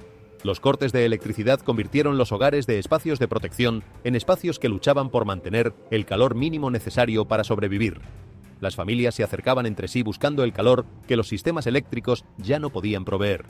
Los teléfonos perdían señal, las actualizaciones se volvían esporádicas, y el aislamiento, tanto físico como emocional, se extendía silenciosamente a través de comunidades que no habían sido diseñadas para funcionar sin la infraestructura que el frío estaba desmantelando. Para los mayores, para los enfermos, para quienes no tenían dónde refugiarse con seguridad, cada hora que pasaba sin que llegara ayuda importaba de una manera concreta e irreversible. La lluvia llegó cuando las temperaturas superficiales seguían siendo peligrosamente altas, y en ese encuentro entre dos condiciones que no deberían coexistir, se creó algo que el cuerpo reconocía como incorrecto antes de que la mente terminara de procesar los datos. Lluvia que se esperaba que refrescara y que en cambio calentaba. Gotas que tocaban la piel y se sentían tibias, a veces calientes, que se adherían en lugar de evaporarse y quitaban el peso del calor que debería haberse ido. Respirar se volvía más denso, moverse se volvía más agotador, y la sensación de que algo en el ciclo natural de las cosas había salido de su eje se instalaba en el cuerpo antes de poder ser articulada en palabras. La lluvia caliente no avisa con espectáculo, revela su naturaleza a través del malestar que se acumula, recordando a quienes la experimentan que el equilibrio en la naturaleza no es garantizado ni permanente. La niebla roja que llegó después de todo lo anterior no lo hizo con alarmas ni con la urgencia de un desastre declarado. Se instaló baja sobre calles y edificios con la calma de algo que sabe que puede tomarse su tiempo. Teñía todo lo que tocaba con una bruma carmesí apagada que hacía que lo familiar pareciera desconocido. La visibilidad disminuía. Los contornos precisos de los edificios y los árboles se volvían imprecisos. El mundo tomaba una calidad filtrada, como si alguien hubiera colocado un vidrio tintado entre los ojos y la realidad. La gente se detenía sin que nadie se lo pidiera, porque algo en el ambiente comunicaba que lo que estaba ocurriendo no era ordinario. Un olor difícil de describir, agudo pero tenue, acompañaba la niebla. No lo suficientemente fuerte para identificarlo con certeza, pero suficiente para hacer que los pulmones trabajaran de manera diferente y para generar la pregunta de si el aire que se estaba respirando era seguro. A orillas del Éufrates, las aguas habían subido con una fuerza que no había sido prevista por ninguno de los modelos que los servicios meteorológicos habían utilizado para hacer sus proyecciones. El río, que había estado en niveles históricamente bajos apenas semanas antes, creció con una velocidad que dejó a las comunidades cercanas sin tiempo de responder de manera ordenada. El agua era oscura, densa con barro negro y fragmentos de lo que el río había acumulado en sus riberas durante años. A medida que avanzaba sobre los terrenos bajos, arrastraba consigo pedazos de roca antigua y restos de estructuras que habían estado bajo el agua por más tiempo del que la memoria local podía alcanzar. El olor que acompañaba la inundación era intenso y extraño, como algo que había permanecido cubierto durante mucho tiempo y que el agua, al liberarlo, exponía al aire por primera vez. Quienes estuvieron en el lugar describieron la experiencia con las mismas palabras. No se sentía como una inundación ordinaria. Se sentía como si el río estuviera reaccionando a algo. Las noticias que llegaban de los Estados Unidos al mismo tiempo sobre inundaciones repentinas, calles que colapsaban bajo el peso del agua y vehículos arrastrados en minutos, aportaban otra dimensión a lo que estaba ocurriendo en las riberas del Éufrates. Diferentes geografías, diferentes causas inmediatas, la misma clase de interrupción violenta del orden esperado. Para muchos a lo largo del río, las conversaciones giraban en silencio hacia la escritura. El Éufrates no es un río ordinario en ningún sentido. Es el río que aparece en el Génesis como uno de los 4 que rodeaban el Edén. Es el río sobre cuyos márgenes se levantaron las primeras ciudades de la historia humana. Es el río que los profetas nombraban cuando describían eventos de alcance cósmico. Cuando el Éufrates se inunda de maneras que desafían los modelos de predicción, Y cuando esa inundación tiene ecos en otros puntos del mundo al mismo tiempo, la pregunta que surge entre quienes conocen la escritura no es meteorológica, sino más antigua y más urgente. ¿Qué está anunciando este río? Sara era geóloga. Marcus dominaba más de una docena de lenguas antiguas. David era arqueólogo. Los tres cruzaron las barreras de seguridad que el gobierno turco había establecido alrededor de un tramo del Éufrates después de que una serie de temblores inexplicables sacudiera la zona. La exclusión era total. Vehículos armados, drones que patrullaban el perímetro, una zona restringida de 5 kilómetros donde nadie debía entrar. Oficialmente era una medida de seguridad, pero el silencio oficial sobre qué exactamente justificaba esa medida generó más preguntas que respuestas. Los tres cruzaron en la oscuridad, guiados por una atracción que ninguno de ellos sabía exactamente cómo describir, como si el suelo mismo los estuviera llamando. Lo que encontraron en el fondo de una grieta abierta por los temblores no era una fractura natural, era una entrada. Paredes de piedra que descendían en ángulo preciso, sin marcas de cincel, sin erosión que explicara esa lisura. Más profundo, el aire cambiaba. Se volvía metálico, cargado, con una densidad que hacía que cada respiración se sintiera diferente. Y entonces, las marcas aparecieron. Cuando Marcus pasó una luz ultravioleta por las paredes, miles de símbolos estallaron en azul pálido. Fluidos, afilados, vivos en una forma que no correspondía a ningún sistema de escritura catalogado. Debajo de ellos, grabada en 17 lenguas antiguas, una advertencia que se repetía sin variación. No abras. Los atados esperan la hora señalada. El suelo transmitía vibraciones que los instrumentos de Sara captaban como un pulso, lento, rítmico, constante. La temperatura caía con cada metro de descenso, mientras el aire se volvía paradójicamente más denso y cálido. Una sustancia oscura manchaba las paredes en franjas irregulares. Cuando Sara tomó una muestra, se adhirió a sus guantes como si tuviera voluntad propia. Bajo la luz ultravioleta cambiaba de patrón, como escritura que se reorganizaba. Las flechas y espirales grabadas en la roca los guiaban más profundo. Este pasaje no había sido diseñado para los seres humanos. La galería se abría en una cámara circular de dimensiones que los detuvo a los tres en el umbral. Una cúpula perfecta que el ojo no sabía cómo haber sido formada por manos humanas. En el centro, 4 cadenas colosales, cada una más gruesa que un torso humano, ancladas a puntos equidistantes en el suelo. El metal no mostraba óxido ni degradación. Relucía levemente, oscuro e iridiscente, como algo que estuviera vivo de una manera que ningún metal debería poder estar. David extendió la mano y tocó una de las cadenas. La retiró de inmediato. Estaba caliente, dijo en voz baja, como si algo acabara de irse. Los instrumentos de Sara oscilaban entre lecturas que no se correspondían con ningún material conocido. Las cadenas habían sido diseñadas para retener algo de una masa y una fuerza que excedían cualquier criatura documentada, y ahora estaban vacías. Siguiendo la dirección que marcaban las cadenas, la luz de Marcus cayó sobre el suelo y se detuvo. Había huellas presas profundamente en el polvo y la roca, casi 3 metros de largo. El peso que las había producido había comprimido la piedra como si fuera arcilla blanda. El paso era demasiado largo para cualquier forma de vida conocida, demasiado preciso para ser accidental, y demasiado fresco para pertenecer a algo que hubiera estado encerrado ahí desde tiempos inmemoriales. Las paredes mostraban el tipo de daño que solo puede producirse cuando algo de una fuerza extraordinaria ha sido liberado de manera violenta. Grietas que se irradiaban desde los puntos de anclaje en líneas que un geólogo podría distinguir inmediatamente de cualquier fractura producida por un terremoto o por presión geológica. David lo dijo con la voz que le quedaba después de ver todo aquello.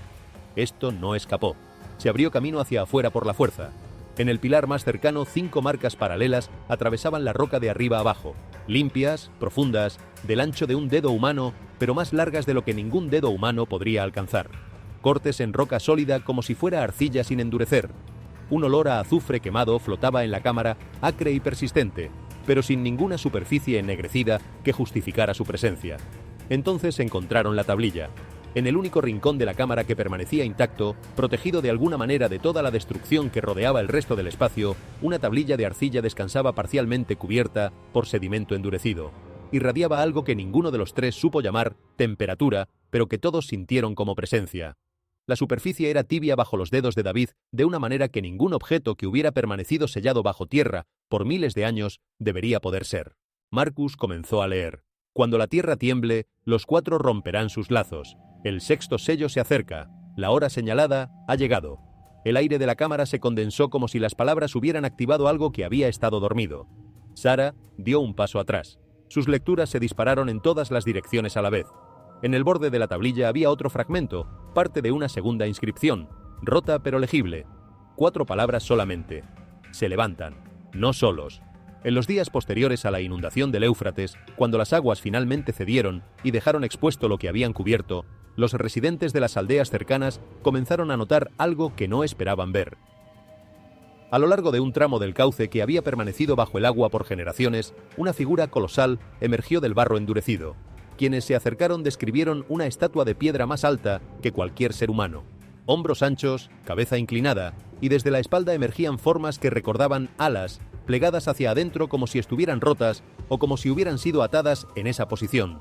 La superficie de la piedra era rugosa y desgastada por el tiempo, pero la estructura misma permanecía sólida, como si algo la hubiera protegido durante todo el tiempo que estuvo bajo el agua. Lo que más perturbó a los testigos no fue el tamaño de la figura, sino los símbolos tallados en su superficie. No correspondían a ningún sistema de escritura conocido. No eran decorativos. Parecían haber sido grabados con propósito comunicativo, como si alguien hubiera querido dejar un registro que pudiera ser leído cuando llegara el momento adecuado. Cuando la noticia se extendió, la gente esperó que llegaran autoridades arqueológicas, equipos de investigación, algún tipo de respuesta oficial. Nadie llegó. No hubo excavación, no hubo anuncio, no hubo investigación pública. Solo las historias que corrían entre los aldeanos y que luego encontraron su camino hacia las redes sociales. Algunos dijeron que la figura solo fue visible por un tiempo breve antes de que el sedimento cambiante del río la cubriera parcialmente de nuevo, como si el Éufrates la hubiera devuelto al mundo por un momento para luego reclamarla. Para quienes conocen las escrituras, la imagen evocaba pasajes específicos. El Génesis describe seres que abandonaron su lugar correcto y corrompieron el mundo antes del diluvio. Las cartas del Nuevo Testamento hablan de entidades aprisionadas desde tiempos antiguos, retenidas hasta un momento señalado. El Apocalipsis menciona 4 ángeles atados en el gran río Éufrates, esperando la hora precisa. La similitud entre esas referencias y lo que estaba siendo descrito no era fácil de desestimar para quienes la conocían. El Éufrates no es un río cualquiera. Es el río de los primeros capítulos de la historia humana. El río que fluye a través de las tierras donde la civilización comenzó, donde se dieron las primeras advertencias divinas y donde el juicio tomó forma de agua la primera vez. Si este río está revelando algo ahora, la pregunta no puede quedarse en el nivel de la geología. No mucho después, otra historia más silenciosa emergió de las mismas riberas. Esta vez no era algo masivo ni imponente. Era pequeño, del tamaño de la palma de una mano, encontrado incrustado en barro seco cerca de una sección del banco expuesta por los recientes movimientos del agua. Quienes lo describieron dijeron que se parecía a un sello o ficha pulida por el tiempo, pero todavía claramente tallada. Su superficie llevaba una imagen, un ángel de frente a una serpiente enrollada, detenidos en lo que parecía el momento inmediatamente antes o inmediatamente después de un enfrentamiento. Rodeando la imagen central había símbolos que no formaban palabras legibles, sino patrones, marcas deliberadas y precisas que algunos creyeron reconocer como relacionadas con formas antiguas de escritura mesopotámica. El sello no tenía ningún paralelo exacto en los catálogos arqueológicos disponibles. No era atribuible a ningún período conocido con certeza.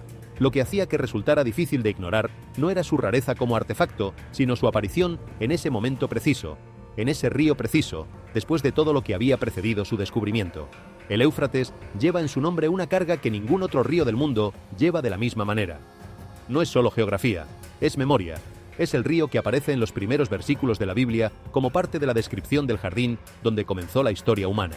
Es el río que bordea las ciudades donde la escritura y la ley y la civilización organizada tomaron forma por primera vez. Es el río que los profetas nombraron cuando describieron los eventos que señalarían el final de una era y el comienzo de algo que la historia humana no ha conocido todavía. Cuando ese río cambia, cuando sus aguas suben o bajan de maneras que desafían los patrones históricos, cuando sus riberas revelan lo que habían guardado bajo metros de lodo por siglos o milenios, la reacción de quienes conocen la escritura no es la misma que la de quienes lo ven solo como una vía fluvial que experimenta fluctuaciones climáticas. Esto no significa que cada cambio en el nivel del Éufrates deba interpretarse como señal profética directa. La escritura misma advierte contra la interpretación imprudente y la especulación que supera lo que el texto realmente dice. Pero sí significa que el río no es neutral en la memoria colectiva de quienes han leído las escrituras con atención. Tiene un peso simbólico que no se puede ignorar sin ignorar algo fundamental sobre la manera en que la Biblia presenta la historia. Y cuando ese río muestra comportamientos inusuales, al mismo tiempo que otras partes del mundo muestran sus propios fenómenos inusuales, la coincidencia temporal se convierte en algo que al menos merece ser observado con atención. La secuencia que se describió en estas páginas, del río que primero se secaba y luego se desbordaba, de las riberas que revelaban lo que habían ocultado durante generaciones, de la figura emergiendo del barro y del sello encontrado en el suelo expuesto, sugiere que el Éufrates tiene más que decir sobre su propia historia de lo que las mediciones de flujo y las estimaciones de precipitaciones pueden capturar. No es una afirmación científica, es una observación sobre la manera en que la historia física de un lugar puede llevar ecos de su historia espiritual, y sobre la manera en que esos ecos, cuando se presentan de manera suficientemente vívida, convocan preguntas que la geología sola no puede responder. El sello encontrado en el barro, con su imagen de un ángel frente a una serpiente enrollada, es la imagen de una confrontación que la Escritura describe desde sus primeras páginas. En Génesis, la serpiente es el instrumento de la primera desviación. En el Apocalipsis, la serpiente antigua y sus aliados son finalmente encadenados y confinados. En el espacio entre esos dos extremos, la confrontación entre lo que la serpiente representa y lo que el ángel representa es la historia que la Biblia narra desde el principio hasta el final. Que esa imagen aparezca grabada en un objeto encontrado en las riberas del río que los profetas asociaron con eventos de escala cósmica no es algo que pueda ser archivado sin más bajo la categoría de hallazgo arqueológico interesante. Es algo que invita a una reflexión más profunda sobre qué es lo que el tiempo, cuando devuelve lo que guardó, está diciendo. La cámara bajo el desierto y el sello en las riberas del Éufrates comparten algo. Ambos son objetos que alguien dejó atrás con la intención de que fueran encontrados. Las marcas en la cámara estaban diseñadas para ser leídas. El sello llevaba una imagen diseñada para ser interpretada. No eran objetos utilitarios que se perdieron accidentalmente. Eran mensajes colocados en lugares donde podrían ser conservados, esperando el momento en que las condiciones los trajeran de vuelta a la superficie. La pregunta que eso plantea sobre quiénes los colocaron ahí, sobre lo que sabían y sobre cuándo esperaban que fueran encontrados, es una pregunta que ninguna disciplina académica puede responder completamente con las herramientas que tiene disponibles. Lo que sí puede decirse con certeza es que los seres humanos que tallaron esas marcas, que grabaron ese sello, que construyeron esa cámara en el desierto, entendían el tiempo de manera diferente a como la mayoría de las personas en el mundo contemporáneo lo entienden. Para ellos, el tiempo no era una línea recta que avanzaba desde el pasado hacia el futuro sin ningún punto de referencia que los conectara. Era algo con una forma, con eventos que marcaban su ritmo, con un destino que hacía que ciertas cosas importaran de maneras en que otras cosas no importaban. Vivían con la conciencia de que lo que hacían no era solo para ellos, sino para los que vendrían después, y que lo que los que vendrían después harían dependería en parte de lo que ellos habían dejado atrás. Esa es una manera de vivir que el mundo moderno ha olvidado casi completamente y que los descubrimientos en el desierto y en las riberas del río Antiguo invitan a recuperar. Hay algo profundamente paradójico en la situación que estas páginas han descrito. Por un lado, fenómenos que generan miedo, incertidumbre, preguntas sin respuesta inmediata. Por otro lado, descubrimientos que sugieren que la humanidad no es la primera en enfrentar tiempos que se sienten demasiado grandes para ser manejados con los recursos ordinarios. Las personas que construyeron la cámara en el desierto enfrentaron algo. Los que grabaron el sello en las orillas del río enfrentaron algo. Los que escribieron las advertencias en las tablillas de arcilla enfrentaron algo. Y en medio de lo que enfrentaban, tuvieron la lucidez y la determinación de dejar un mensaje para quienes vinieran después. Ese acto en sí mismo es una forma de fe. La fe de que hay un después, de que habrá personas capaces de leer el mensaje, de que el esfuerzo de preservarlo tiene sentido. La fe en que el tiempo tiene una forma y un destino es, en última instancia, lo que distingue la respuesta de los creyentes ante los fenómenos inusuales de la respuesta de quienes no tienen ese marco de referencia. No es que los creyentes tengan acceso a información privilegiada sobre qué va a ocurrir exactamente o cuándo. Es que tienen un marco dentro del cual los eventos, por inusuales que sean, no resultan completamente incomprensibles. No porque el marco explique cada detalle, sino porque el marco afirma que hay una historia que se está contando, que tiene un autor que sabe lo que está haciendo, y que los capítulos que parecen más oscuros no son el final sino parte de una narrativa que termina de una manera que la Escritura describe como la restauración de todo lo que fue dañado. Esa certeza sobre el final de la historia no anula el peso de los capítulos intermedios. No hace que la grieta costera sea menos real, ni que el barro negro del Éufrates huela menos. No hace que el frío que apaga los sistemas eléctricos sea más soportable, ni que la lluvia caliente deje de producir el tipo de malestar que el cuerpo registra antes de que la mente lo procese. Pero sí cambia la relación que la persona tiene con esas experiencias. Las vive de manera diferente cuando sabe que no son el final, sino parte de un proceso que, por doloroso que sea en su momento, tiene una dirección que no depende de los errores humanos para ser mantenida. Hay una dimensión de todo lo que estas páginas han descrito que no ha sido mencionada todavía de manera directa, y es la dimensión del tiempo personal. No el tiempo geológico, ni el tiempo profético, ni el tiempo histórico, sino el tiempo que cada persona tiene en su propia vida para responder a lo que percibe. Los fenómenos que se han descubierto en el desierto de Arizona, en las riberas del Éufrates, en los cielos de Utah y en las costas de California no esperarán a que nadie encuentre el momento conveniente para considerarlos. Los eventos del mundo no hacen pausa para que sus espectadores procesen sus implicaciones con toda la calma y el espacio que una decisión importante merece. Simplemente ocurren, generan su momento de apertura en la conciencia de quienes los observan, y luego la rutina los cubre de nuevo. El peligro no es el fenómeno en sí, el peligro es la inercia que sigue al fenómeno. La capacidad del ser humano para ver algo que lo detiene en seco, sentir la apertura que esa parada crea, y luego volver a la marcha anterior como si nada hubiera ocurrido porque la vida lo exige y porque el momento de apertura es incómodo y porque los demás también siguen caminando y no parece haber razón para ser el único que se quedó atrás reflexionando. Ese es el patrón que Jesús describió cuando habló de las personas que viven normalmente sin percibir que algo importante se acerca. No es malicia, es inercia. Y la inercia no necesita ninguna intención negativa para producir sus efectos. Lo que cada persona puede hacer con lo que ha visto y escuchado en estas páginas es una decisión que nadie puede tomar en su lugar. Las imágenes son reales, los fenómenos ocurrieron, las preguntas que generan son legítimas. Y las respuestas que la Escritura ofrece, el arrepentimiento, la búsqueda, la compasión, la preparación, la fe activa, son respuestas que cada persona tiene que elegir de manera individual, en el espacio de su propia vida, con las circunstancias particulares que le han sido dadas. No hay una receta universal que funcione igual para todos. Hay principios que se aplican de manera diferente según quien los aplica y en qué situación se encuentra. Pero los principios son los mismos. Y la disponibilidad de Dios para recibir a quien regresa es la misma también, nueva cada mañana. Sin importar cuántas mañanas hayan pasado desde la última vez que la persona se acercó. Cuando estos eventos se contemplan en conjunto, lo que queda no es una colección de fenómenos para catalogar y archivar. Antes de responder esa pregunta, vale la pena considerar lo que estas páginas han mostrado sobre la naturaleza del mundo mismo. Las grietas en la tierra costera no son solo geología, son el resultado de fuerzas que trabajaron invisiblemente durante años hasta que la superficie cedió. Los colores sobre el desierto no son solo meteorología, son la luz refractada por condiciones que rara vez se combinan de la manera correcta. Las criaturas de las profundidades no son solo biología, son formas de vida adaptadas a un mundo que la mayoría de los seres humanos nunca verá, traídas a la superficie por fuerzas que tampoco controla. Y la cámara en el desierto y el sello en el río no son solo arqueología. Son mensajes colocados por manos humanas en circunstancias que ninguno de los que los colocaron conocía completamente, destinados a personas en un futuro que tampoco podían prever con exactitud. Todo esto junto forma un cuadro de un mundo que es más rico, más profundo y más interconectado de lo que la vida cotidiana permite percibir. Un mundo que tiene capas que se revelan solo bajo condiciones específicas. Un mundo que habla, si uno sabe cómo escuchar. La pregunta final que queda es personal, no académica. No es qué significan exactamente estos fenómenos en el calendario profético, ni a qué periodo histórico preciso pertenece el sello encontrado en el Éufrates, ni quiénes construyeron la cámara bajo el desierto de Arizona. Son preguntas legítimas que merecen investigación cuidadosa, pero no son las preguntas que determinan la dirección de la vida de una persona. Esa pregunta es más directa y más urgente que cualquier debate académico o teológico.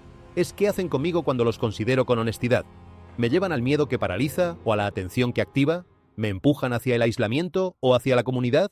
¿Me hacen más rígido en mis certezas o más dispuesto a examinar lo que necesita ser examinado con ojos honestos? ¿Me convencen de que el tiempo se acaba de una manera que genera angustia sin dirección? ¿O de que el tiempo que tengo merece ser vivido con mayor intención y mayor amor hacia las personas que comparten ese tiempo conmigo? La diferencia entre esas dos respuestas es la diferencia entre una fe que consume al que la tiene y una fe que lo libera para ser más útil a los demás. La primera gira sobre sí misma, la segunda se derrama hacia afuera, y la segunda es la que la Escritura describe desde el Génesis hasta el Apocalipsis como la intención original detrás de todo lo que Dios creó. La respuesta a esas preguntas es lo que determina si estos eventos han cumplido su propósito más profundo, que no es informar, sino transformar, no dar datos, sino dar dirección, no generar miedo, sino generar regreso. Lo que queda es una pregunta que cada persona debe responder por sí misma. ¿Cómo vivo cuando el mundo que daba por sentado comienza a mostrar sus grietas? La respuesta de la fe no es ignorar las grietas, es verlas con honestidad y dejar que lo que revelan lleve a algo que dure más que el terreno visible. Un espíritu en paz no es un espíritu que niega la dificultad, es un espíritu que ha elegido dónde pararse. Y esa elección, que parece pequeña cuando todo va bien, resulta ser la más importante de todas cuando el suelo que se daba por sentado comienza a moverse. Las imágenes que estas páginas han reunido, desde la grieta costera hasta el sello en las riberas del Éufrates, desde la espiral roja en el atardecer hasta las tablillas de arcilla en la cámara subterránea, forman en conjunto algo más que una lista de fenómenos inusuales. Forman una invitación. No una invitación al miedo, aunque el miedo sea la respuesta más fácil. No una invitación a la especulación descontrolada, aunque la mente humana tenga una tendencia natural hacia ella cuando se enfrenta a lo que no puede explicar, sino una invitación a la atención honesta, al examen interior serio y al tipo de regreso que no depende de haber entendido todos los detalles, sino simplemente de haber reconocido que hay un lugar mejor donde estar que donde uno se encontraba antes. Eso es todo lo que se necesita para comenzar. Un reconocimiento, una decisión, un paso hacia adelante antes de que el camino aparezca completamente. Como los pies de los sacerdotes que tocaron el borde del Jordán antes de que las aguas cedieran. Como la mano de la mujer que se extendió en la multitud antes de que la sanidad llegara. Como la oración de Josafat que confesó no saber qué hacer antes de que la estrategia se hiciera evidente. La fe siempre precede a la claridad. Y la claridad, cuando finalmente llega, justifica plenamente cada paso que se dio en oscuridad antes de verla. No llega toda de una vez, sino en dosis que corresponden exactamente a lo que se necesita en el momento en que se necesita. Lo suficiente para el siguiente paso. Lo suficiente para esta conversación. Lo suficiente para esta decisión. Lo suficiente para hoy. Mañana habrá más. Nueva misericordia que no depende del mérito de quien la recibe. Nueva fuerza que llega precisamente cuando la propia se agotó. Nueva oportunidad de vivir de una manera que le dé peso y propósito a cada hora que se tenga, que no es infinita pero que tampoco es poca, y cuando una persona elige pararse sobre la fidelidad de Dios, el miedo pierde la capacidad de gobernar cada pensamiento. La fe se convierte en luz, no la luz que elimina todas las sombras de una sola vez, la luz que es suficiente para dar el siguiente paso. Y a veces, en los días más difíciles, eso es exactamente lo que se necesita. Consolar a los hijos cuando el mundo se siente inestable es una de las responsabilidades más concretas que estas páginas dejan sobre la mesa. Los niños no tienen los marcos conceptuales para procesar fenómenos inusuales, crisis climáticas o noticias sobre descubrimientos arqueológicos inquietantes. Lo que tienen es la capacidad de leer el estado emocional de los adultos a su alrededor con una precisión que frecuentemente sorprende a esos mismos adultos. Si quienes los cuidan están dominados por la ansiedad, los niños lo perciben aunque nadie se los haya dicho explícitamente. Si quienes los cuidan tienen una calma que no depende de que todo salga bien, esa calma también se transmite sin necesidad de palabras elaboradas. La fe que se vive en el hogar, que se expresa en la manera de reaccionar ante las dificultades, en la disposición de orar juntos cuando algo asusta, en la costumbre de dar gracias incluso cuando la situación no es la ideal, es la educación espiritual más efectiva que existe. No los sermones, ni los libros, ni los programas. La manera en que los adultos de su vida se comportan cuando el mundo se comporta mal. Apoyar a los vecinos en tiempos de crisis no requiere héroes ni recursos extraordinarios, ni un plan elaborado que cubra cada contingencia posible. Requiere presencia. Presencia que no calcula. Presencia que simplemente aparece. Requiere la disposición de aparecerse, de preguntar, de estar disponible sin calcular el costo. Requiere la clase de amor que 1 Pedro 4:8 describe como ferviente, intenso, el que cubre la distancia entre lo cómodo y lo necesario sin detenerse a deliberar si vale el esfuerzo. En los días donde el cielo muestra cosas que no debería y el suelo bajo los pies no es tan firme como parecía, las comunidades que tienen ese tipo de amor entre sí no son inmunes al daño, pero sí son capaces de recuperarse de él de maneras que las comunidades de extraños que comparten solo un código postal no pueden. El amor comunitario es infraestructura. No la infraestructura que los ingenieros diseñan en planos, ni la que los gobiernos financian con presupuestos que cambian cada ciclo electoral. La que las personas construyen pacientemente en los años ordinarios a través de las interacciones pequeñas y consistentes que van creando con el tiempo algo que ninguna tormenta puede llevarse completamente.